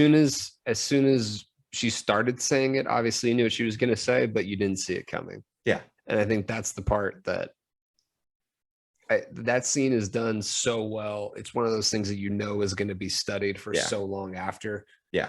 Because between the editing ability in that scene, the special effects, and the acting all kind of coming together. And to be fair, that sounded like I just gave a drive-by of Andrew Garfield. I love Andrew Garfield. He was amazing in Hacksaw Ridge. I think he was amazing in Spider-Man. He was amazing in Silence. The not many people saw the Scorsese 3.5 hour Catholic drama that he was in. Played a priest. And then what was the other? Oh, Social Network, obviously. Like, he's a very good actor, but I think Tom Holland's a better actor. And I think the worst of the three acting wise is Tobey Maguire, which I think their filmographies would tell you the same. So moving on, since we've kind of been dragging our feet on this one. So then we go to Ned's house with his mom. And we get introduced to finally Andrew Garfield and Tobey Maguire are now officially in the MCU. They did it perfectly, making Andrew Garfield prove that he was Spider-Man in different ways. His Spidey sense, his Tobey Maguire, a cool youth pastor. Yeah, a cool youth pastor. The tingle doesn't work for bread. Good to know. And it was just awesome how they had all of the three Spider-Men, like, you know, jumping around, doing all the different stuff, posing in different ways, in the ways that they did in their movies, all the unique stuff. When they land on the Statue of Liberty. Yeah, just all really, really cool. Very well done, attention to detail. All the meta jokes between the three of them are perfect. And like Ned saying, you know, I will not turn into with my magic, I will not turn into a supervillain and kill you. And then Andrew Garfield was like, good man, like that. Yeah. Like, that's a heartfelt moment for him. And then all the hey Peter, they all turn, like all the necessary stuff that you would need to do if you had three of the same person in a room together. You know, it's good to know that Toby's Peter and Kirsten Dunst's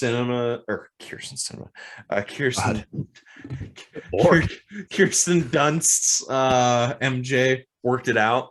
And I do like that they didn't just be like, oh, and they lived happily ever after. It's very clear that Tobey Maguire's like, yeah, no, we're still kind of working on it, but you know, it's working. Yeah, well, I'm glad to hear he didn't freak her out too much with that dancing scene. Like he did all of us. And then, you know, and then hit her, which doesn't age well whatsoever. I rewatched it and I'm sitting in my house. I'm like, oh, they did that. I do not remember that. That's okay. Wow. Definitely would not have happened in like maybe even like 5 years later, because that movie came out in 2007. So wow. Okay. That happened. That movie was the highest grossing movie of all time at the time it came out, second to only, I believe, Titanic. Yeah. So yeah, if they ever make Ned turn, we fucking riot. I'll go. Yeah, that doesn't work. And they leaned into it, how much that wouldn't work in this movie with. I'll lose my mind. I'll join the Sony Pictures, Columbia Pictures insurrection group if that happens.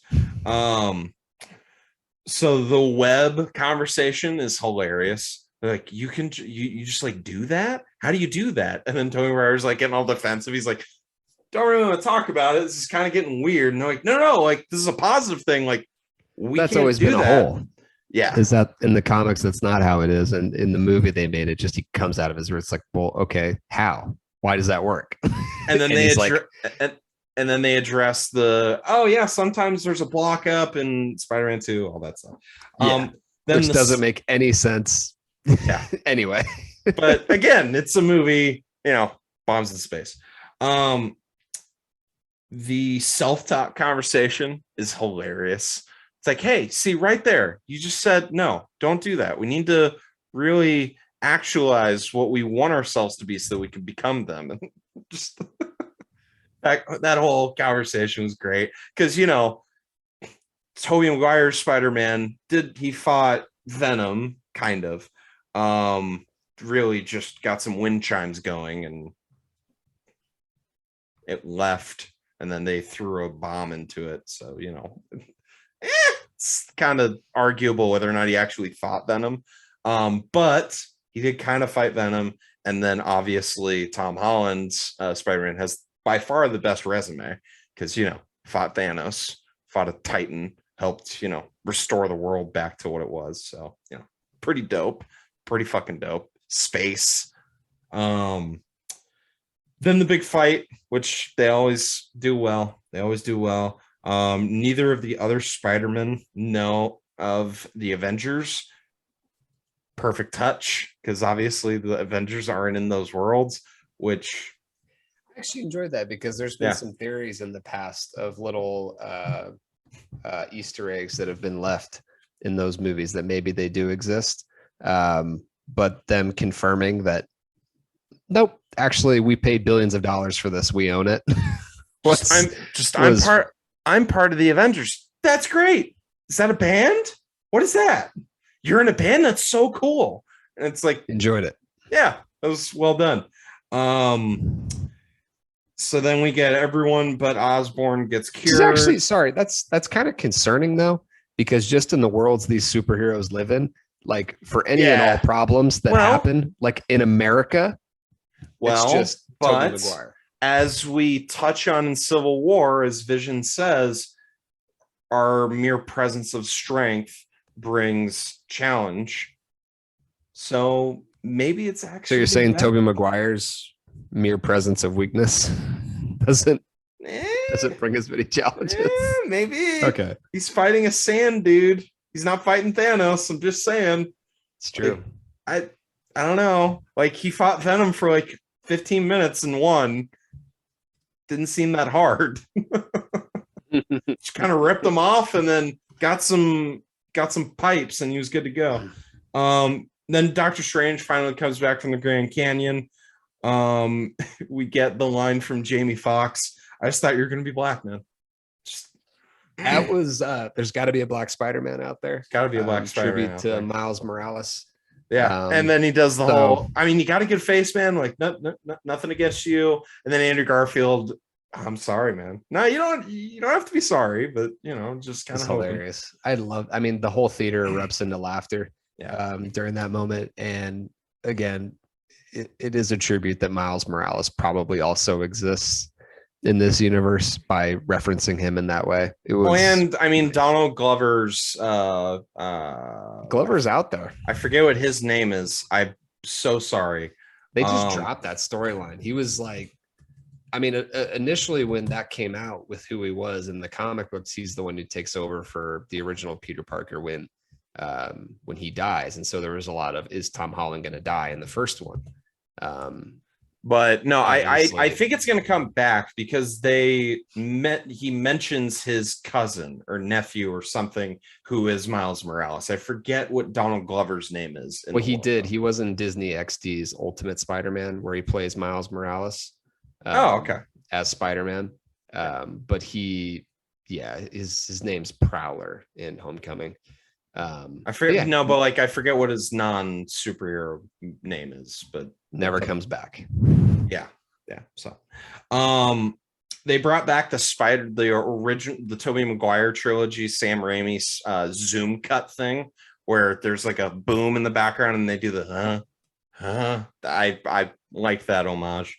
Andrew Garfield, he catches MJ.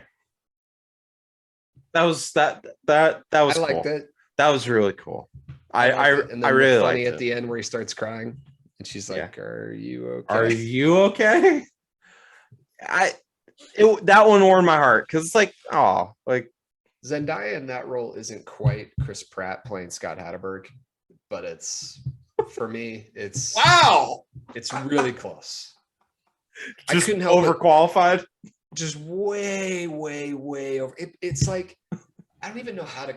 It would be like if Beyonce was just like in some not throwaway, but like not even a supporting actor role, like the supporting. If Beyonce was one of the people in Ocean's 8, Yeah, if she was just kind of there, like I don't, it would feel weird to have like this super famous person who's just like in some really legitimately funny and cute scenes, but is just kind of there. But again, they cast her when it wasn't the case that she was this popular.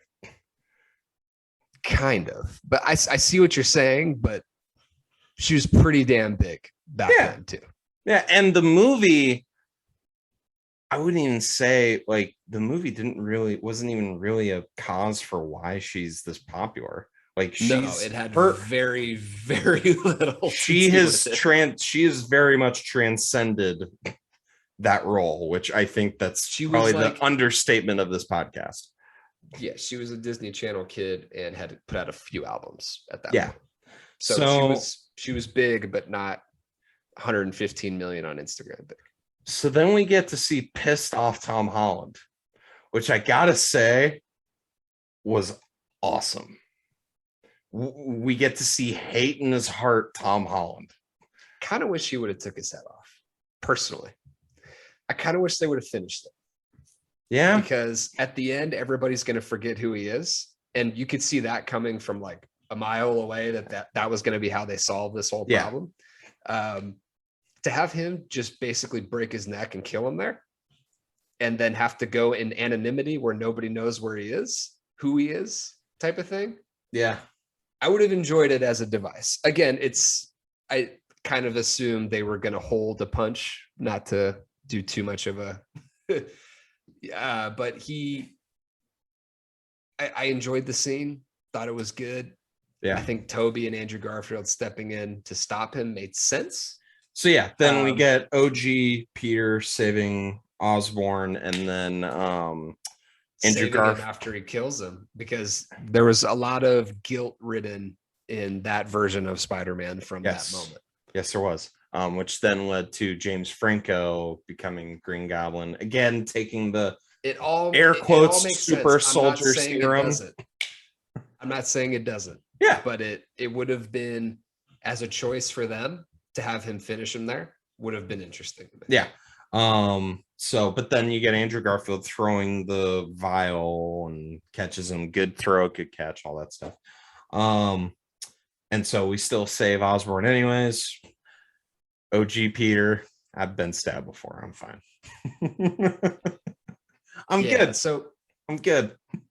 When do you want to get to? What do you think happens to these guys when they actually go back? Oh, hold on. Because we're not going to get the movies that ever solve this problem for us. We might. So it's going to be full conjecture. With the Garfield ones, we might, but that's different. Did you not see the Kirsten Dunst interview? No, Dunst has nothing to do with this world. She can interview all she wants.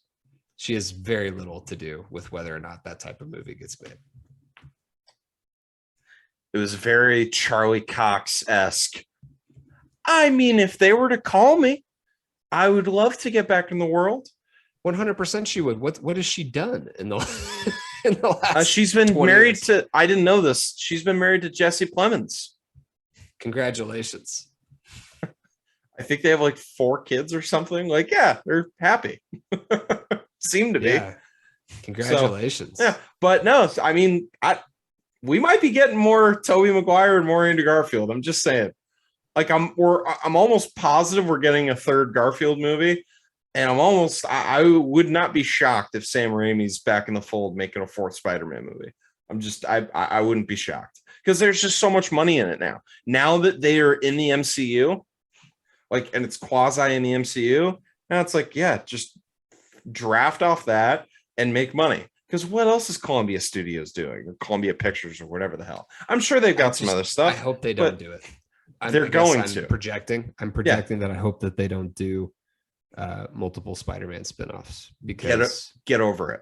That would be a bad move, in my opinion. If they were to make a Garfield or a Maguire or both, I think that would be a bad move. And they might, and they might even be crossover between the two. So we'll see. So everyone forgets Peter, but as we learn in Interstellar, love conquers all and transcends all dimensions. So they'll remember who Peter is. The fuck are you talking about? About Ned and Zendaya. I think they They're- were giving Zendaya the exit. I think that was the creative way to get her out of the universe, in my opinion, because because they locked her up through 3 movies initially. The price to bring her back for that role, unless she's still dating Tom Holland and Tom Holland's back, it doesn't matter. then it's just going to be easier. It doesn't to negotiate. matter. But what I'm saying is, it's smart that they ended it that way, given the history of, because Downey, he can play the negotiation bullshit, but like that character was always going to be in-house. With just how tumultuous the whole licensing bullshit has been, it's very smart to now basically every single Spider-Man movie that you make from here on out, make it so that it has a satisfying ending, to where if that is the last one, it's not just like a glaring like Incredibles 1 level, where the And fuck they're is covering the next their one? ass. Yeah. Because they're not going to be allowed to reference him now. So the lack of reference to literally their main Marvel character has now just been explained away. Yeah. So we'll see. But I think we're gonna be fine. Happy talking about losing Tony, standing in Aunt May's grave, just heartbreaking. So yeah, and then that's the movie. We get Tom Holland walking into the coffee shop where Zendaya and Ned just don't recognize him. They have a conversation. Nice exit. And he puts the note back in his pocket, takes the coffee, and walks away. Nice exit for Zendaya. I set up perfectly. I doubt they don't it. have to explain anything in the next movie. It's just she went to MIT. She doesn't remember him. It's set up perfectly, but I don't think that that's what they're setting up. I would bet almost anything that even if there is another one, she won't be in it. I would be willing to bet almost any amount of money on that one. Well, when we find out, December 21st, 2021, the year of our Lord, and at 7:24 Pacific time, that was your stance. That was, and my stance is as such. So we'll see. We shall see. That's the beauty of having a podcast. We can go back and look at the shit that we got wrong and we got right. But funny enough, this is going to be a situation where it's guaranteed that one of us is right, one of us is wrong. So yeah, just again, I need to reiterate, a few of these people need podcasts. They really do. Like, and kudos to Flash for doing that book. Because and by the way, the book's definitely gone now, right? Like, that's the butterfly effect. It's definitely gone. Because I had somebody text me, it would be fantastic if the book still existed, but Flash is like, wait, what? I wrote what? And then he has like this like horror movie struggle of identity and shit. That would be awesome. And that's how they parlay everyone remembering who he is. If it's fucking Flash's goddamn book that brings it all back. And I don't know, it causes a lot of ripple effect questions with how it affects Civil War, with how it affects Endgame, with how it affects Infinity War. The fact that he just allegedly isn't there. Well, no, because that's the thing, is that it doesn't actually, the more that I talk about it, I actually don't think that it goes back and changes anything in the past, because all it does is from here on out, nobody knows who he is.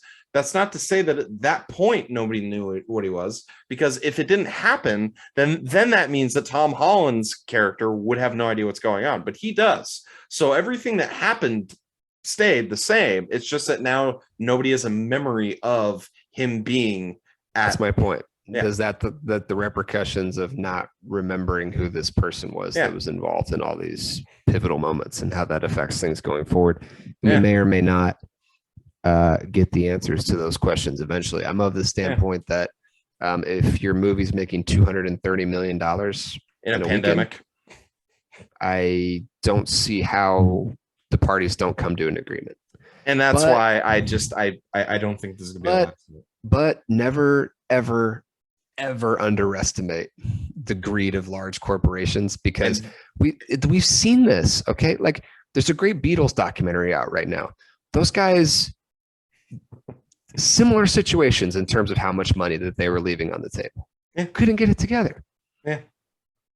We've seen it in the past. Never underestimate the incompetence of Sony. So yeah. Anyways, so corporations in general. The mid-credit scene. So they're saying Venom won't, like, Tom Hardy will not be in the MCU. He won't. Which makes sense because Sony outright owns that shit. But there will be a Venom. There will be a Venom. Maybe because if you remember back to Thor Dark World, where they let all those creatures in from Asgard into Earth and they never really pick up on it. That's because it was Thor Dark World. Yeah, but I'm just saying, like, these stingers have a way of, they don't have to follow up on them. They feel no obligation to ever follow up on their stingers. But so if they do another Spider-Man movie, it is very clear what they intend to do with it. Yeah. But so I'm interested to see. And that's a very tactful way to do it, by the way. I liked it. And we get Danny Rojas. My guy. We get Danny Rojas. Playing Danny Rojas, by the way. Playing Danny Rojas. He's playing the exact same character. They did not ask him to do any makeup. They did not ask him to cut his hair. They did not ask him to change his accent. He is doing the exact same character. Danny Rojas is in the MCU, which means that Ted Lasso is in the MCU. That's what I'm deciding to take away from that scene, which makes me happy. And I cannot wait for Ted Lasso to bring his superpower of positivity into Happy's life, because that's exactly what he needs. That is exactly what he needs. And when MJ goes to, oh wait, no, that was Gwen Stacy that was going to London. Never mind. I was gonna say, and when MJ gets to London, there you go. That's a connection. But yeah, Gwen's dead. Pretty aggressively dead. Big time dead. Capital D dead. Oh, just gone. And then the post-credit scene. This is the first post-credit scene that felt like a commercial. It felt like a commercial. Oh, I know, but I'm saying it's the first one. Commercial. Thank you. Thank you. But what I'm saying is like they went through and ruined the next movie again. Yeah, which I intentionally have not watched it. I watched the mid-credit scene and then leave the last three times I've seen it, because I'm just like, and now I remember that Doctor Strange is in it. I remember that Wanda's in it. I don't really remember any specifics. Please don't tell me, because I'm not about that life. I don't want to ruin moments of movies that I'm looking forward to. I've dedicated hours of this podcast to begging and begging. It's done nothing. Please stop. Yeah. I hated it. I wish somebody would have told me to leave, because it didn't. I'm going to see that movie the opening weekend. I'm going to do it. Just let me know when the date is. Yeah. We'll roll through the categories real quick. Who would you want to be? I'm trying to come up with a creative one where I'm not Holland I want to be Spider-Man. Yeah, where I'm not Holland Spider-Man. Spider-Man's my favorite superhero, was growing up, is still today. He is by far and away my favorite. So I hate to be the basic bitch, but I'd probably pick him because I really wouldn't want to be Doctor Strange. He seems to have a very miserable monk-like existence, which is not for me. I would love to be Ned. Not a care. I don't want to be Ned. Not a care in the world. Yeah, but Ned has his own. If I can make one edit though, Ned who just gets in shape. Okay. Just goes to the gym. Yeah. Okay. In shape Ned. That's me. I want to be Ned. Get some bucked up.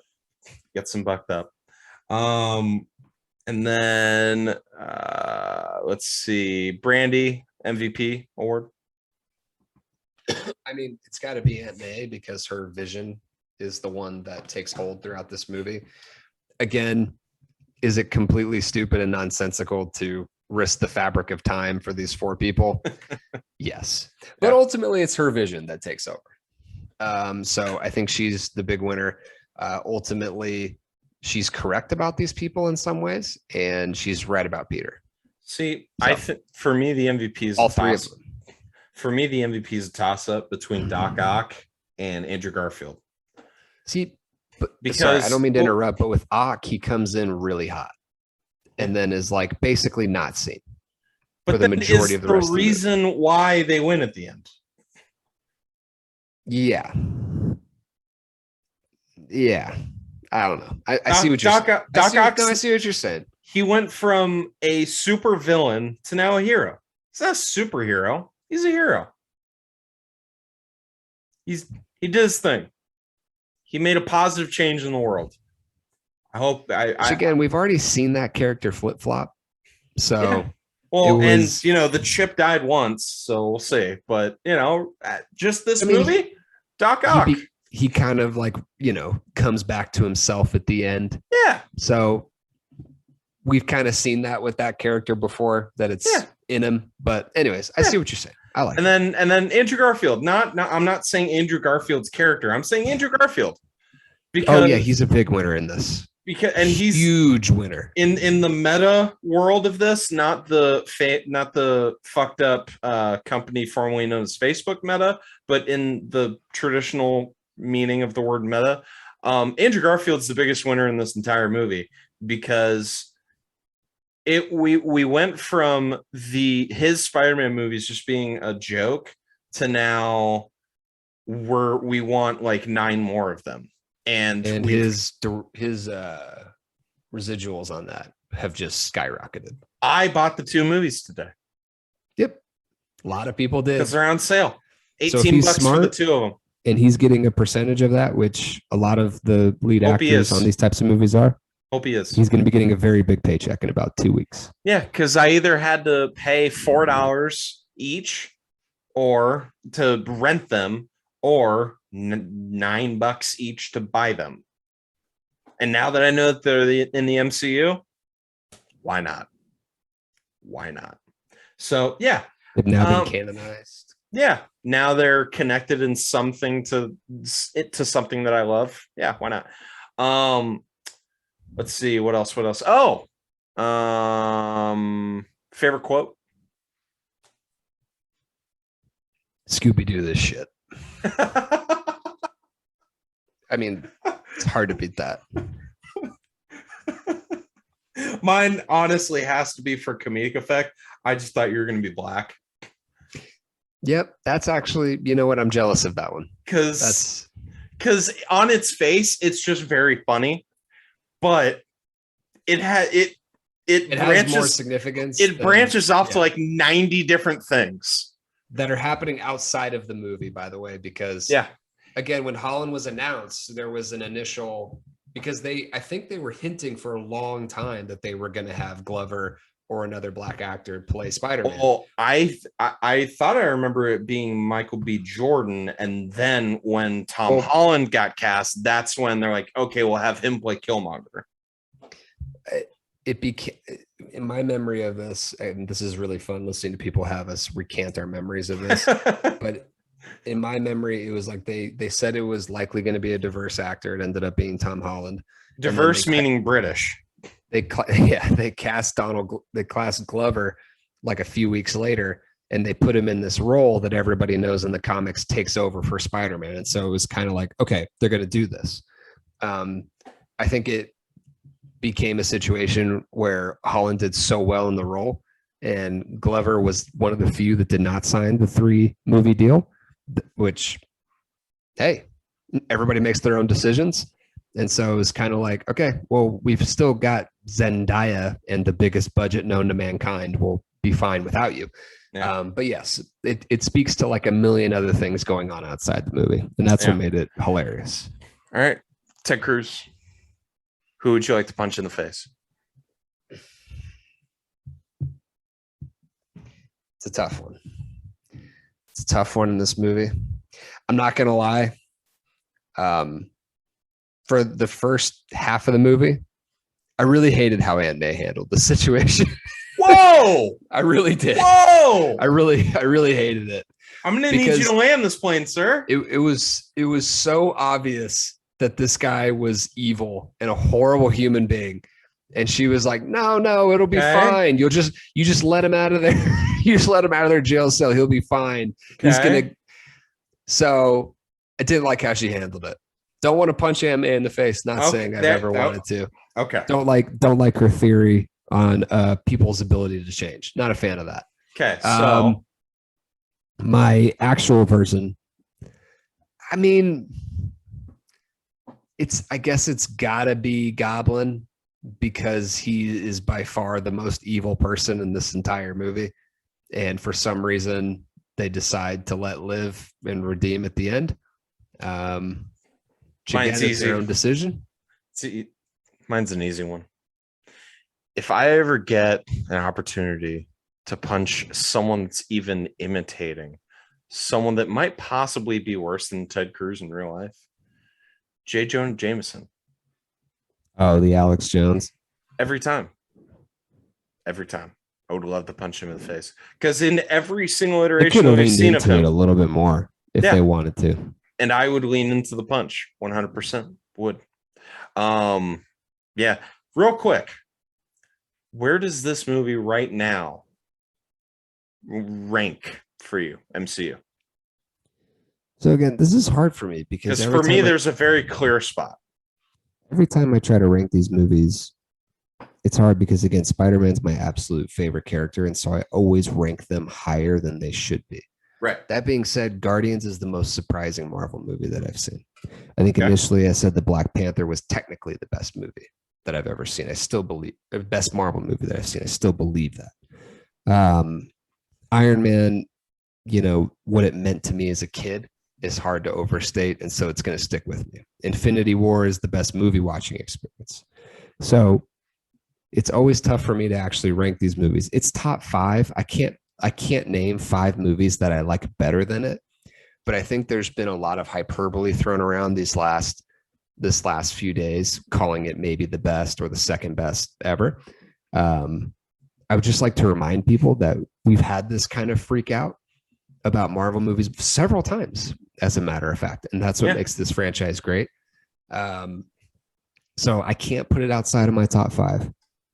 It's personally, to me, it's going to be the most rewatchable out of the Marvel movies this side of Guardians for me. Easily. Because I rewatch Guardians every so often because I love those movies unapologetically. You really connected with those movies. I just didn't. And I know you didn't. And so that's probably why I liked Suicide Squad 2 a little bit more, because it had elements of Guardians in it. Hold on. The Suicide Squad.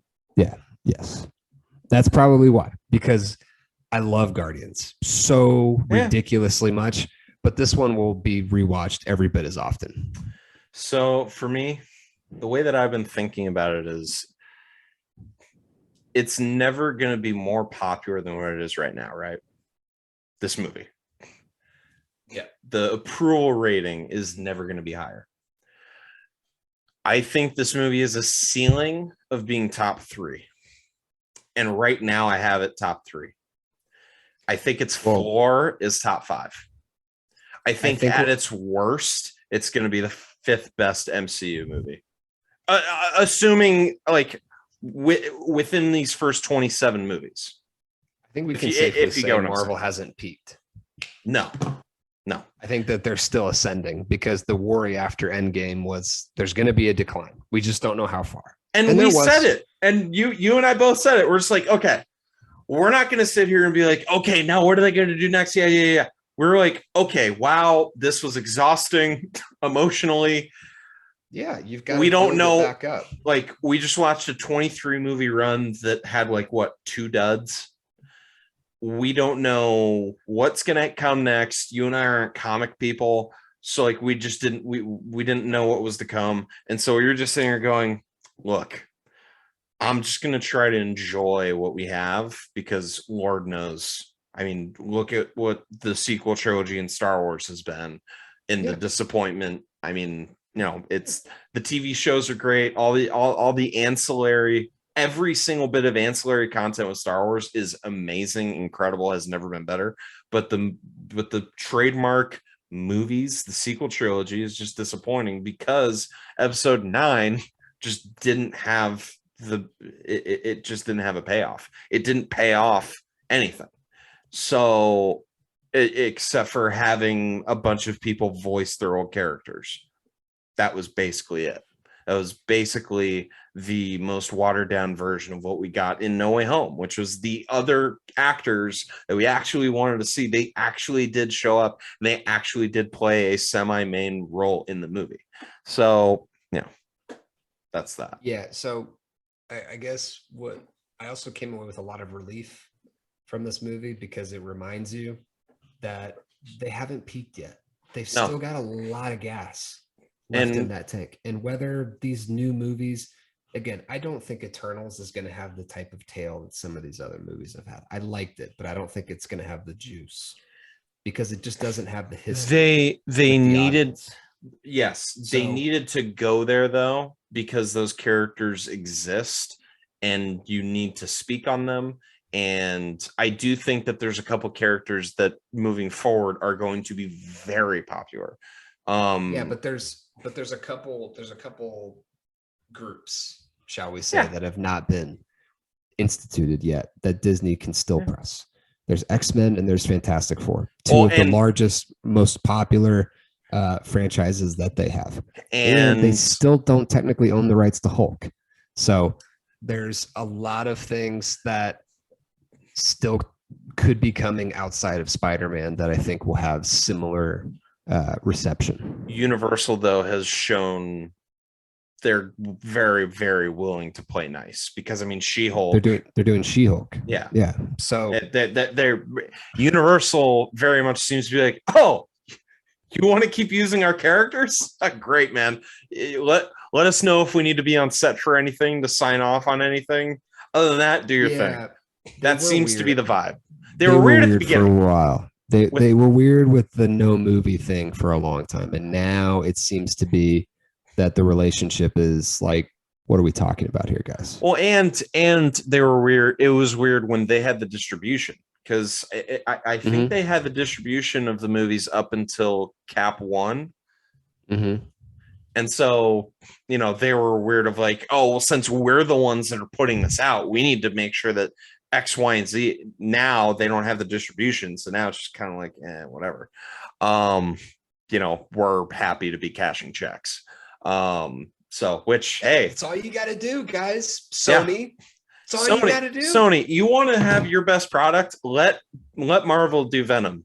Let Marvel do all these different movies that you're trying to do. Let Marvel do Morbius because Morbius looks terrible. I love Jared Leto. That dude does not have a very discerning mind when it comes to what movies he's going to pick. He just doesn't. That was sad. That trailer before it was sad. It was kind of like, oh yeah. There's still this other company fucking this up out there. I've had to see it now 4 times, and every single time I'm like, this looks awful. It really does. Like it like I hope I'm wrong.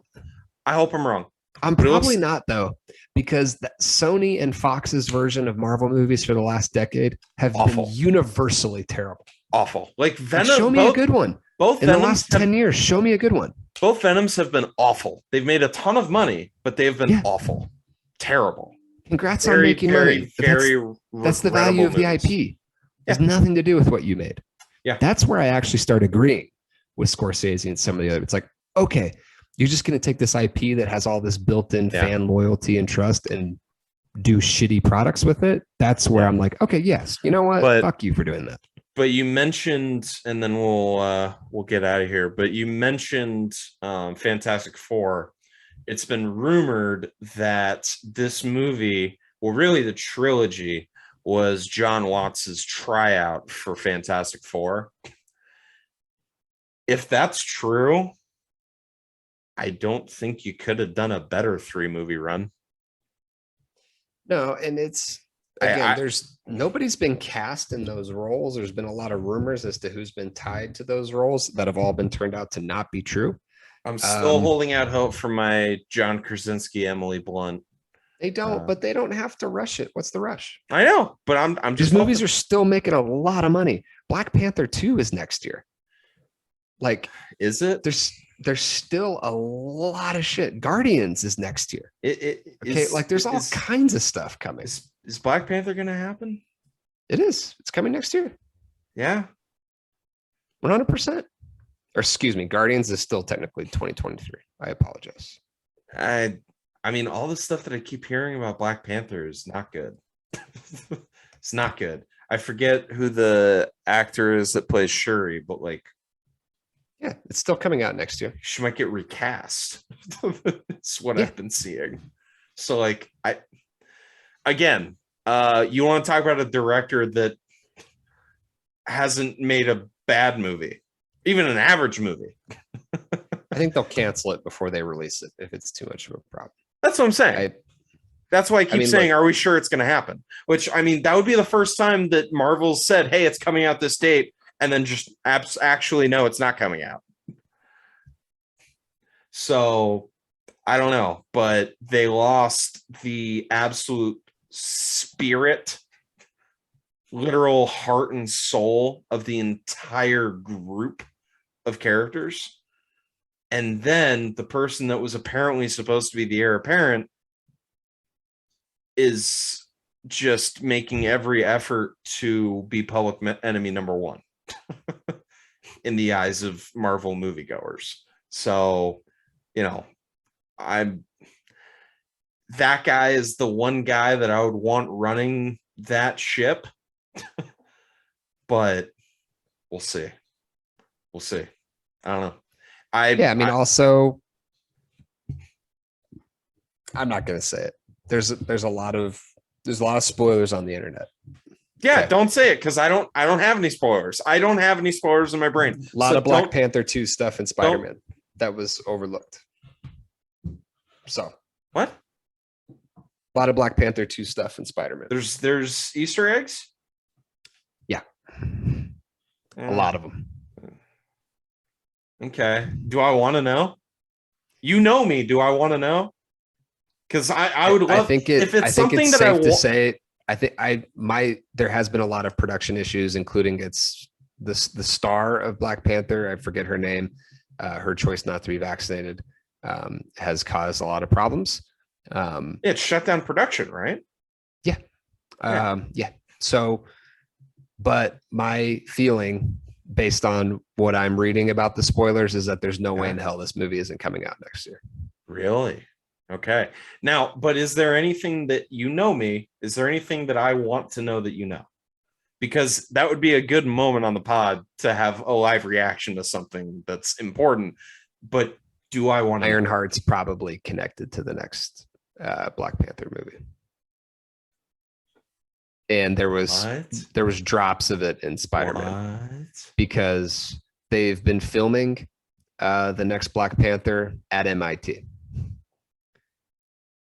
And so with all the MIT stuff with Shuri, and we believe that's where Ironheart will also be because Ironheart is Morgan. Yeah. So, and there was a couple other things that they found in the houses that were related to potential Ironheart stuff. Do you know off the top of your head? I don't, but the thing with these movies is, oh my god, there's no way that they're not doing it based on what I'm seeing. Wow. And I even made a comment. It's a full it's a full go, and I think they're going to bring back the Iron Man character with this. So that would be my guess. Through Morgan. Yeah. And I even made a joke earlier, like, I wonder what Morgan's doing. Yeah, I know. I really. So again, they have these little buttons everywhere that they can push. It's not just one. So wow. That's wow. Okay. I'm gonna need time. Yeah, I'm gonna need time to process that one. Me too. Holy shit. Have they even cast? Is there any rumor as to who an adult or young adult version of Morgan Stark would be? There's obviously rumors, but there's What are the nothing rumors? confirmed yet. There's been a lot of potentially Sophia Wiley doing it. She voices that character in one of their animated shows. There's no concrete who this person is going to be yet, but I would imagine based on their history, it'll be someone you've never heard of. Because she's 5 at the end of Endgame because of the blip. And then But she's Tony's kid, so getting into MIT at 16, because he graduated from MIT at, what was it? He graduated at like 14 or 15 or whatever the story is. yeah. So her being at MIT as a teenager is not actually. Yeah, but no, I mean, so and how many years out from Endgame are we now? Like 4? They did a creative thing with the tombstone with May. They covered up the end of the year. Really? Okay. That was something I noticed in the theater, is that the death year is covered by a bush. So I think that there's a potential for them to jump a little bit here, because I don't think we technically know where we're at. Interesting. Okay. Then full speed ahead, I guess. It's definitely happening is what I would say. Wow. Shit. Okay. Wow. Morgan Stark is going to be coming. She's going to be coming up.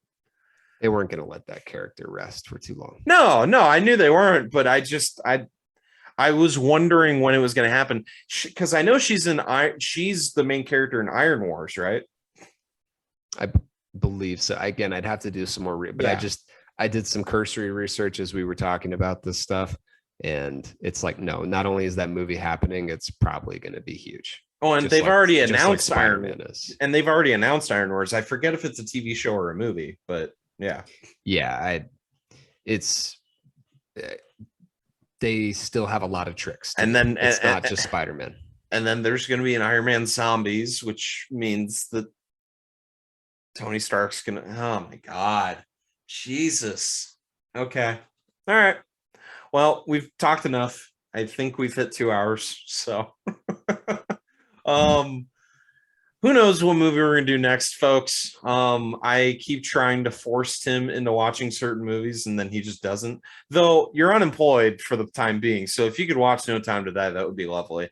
So if watching a lot of sports, if we could trouble you, if we of the Tim and Tony Pod, if I as a co-host, and then if the Tim and Tony Pod listenership could just pressure you into sitting down and watching, at least for my money, arguably the best Bond movie that's ever been made, we would be much appreciated if you could fit that into your tough schedule. So anyways, you got anything else for us, Tim? No, but as we're closing out, Jason Oppenheim just announced that him and Chriselle have broken up. So shocker there. Oh, really? But other than that, I'm all good. Any Selling Sunset fans out there, just again ran into a pole. Yeah, the 5th season's going to be exciting. 5th season's going to be real exciting. So yeah, I'm hoping that we'll be able to do No Time to Die for our next movie, but as you folks know, we'll see. So thank you guys so much for listening. Tim, they can find you at LeDuc32. They can find me at Felix3412. Yeah, thanks guys for listening. It's always appreciated, especially if you're listening to the 2-hour mark.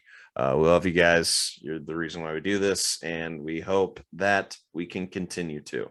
So thank you guys so much for listening. And as always, Ted Cruz, Green Goblin, J. Jonah Jameson, Alex Jones, and now Joe Manchin, which that'll be a nice little cliffhanger for our next pod. But Joe Manchin. I'm not even gonna list the senator from Arizona, because she's not on nearly the level that Joe Manchin is for me right now. Apparently, and just to edit something that we said earlier, apparently Kirsten Sinema has been actually communicating what she wants and has been very clear. And that's all I can really ask. Stupid. Yeah, but she's being honest and clear and forthright and isn't standing in the way of progress. Joe Manchin very much is. To hear more on that, please tune in next time for the Tim and Tony pod. Thank you guys so much for listening. All those people and more, please go fuck yourself. Elvis Monroe, please play us out. One day, someday, fiction girl. She's my one day, someday. She's my one day, someday. Gotta have her, gonna call her baby. One day, someday. She's gonna call me baby, gonna have a family. I can see it in her eyes. Our future's all so bright. Gonna wake up by his side. One day, someday. She's my one day, someday. Fiction girl. She's my one day, someday.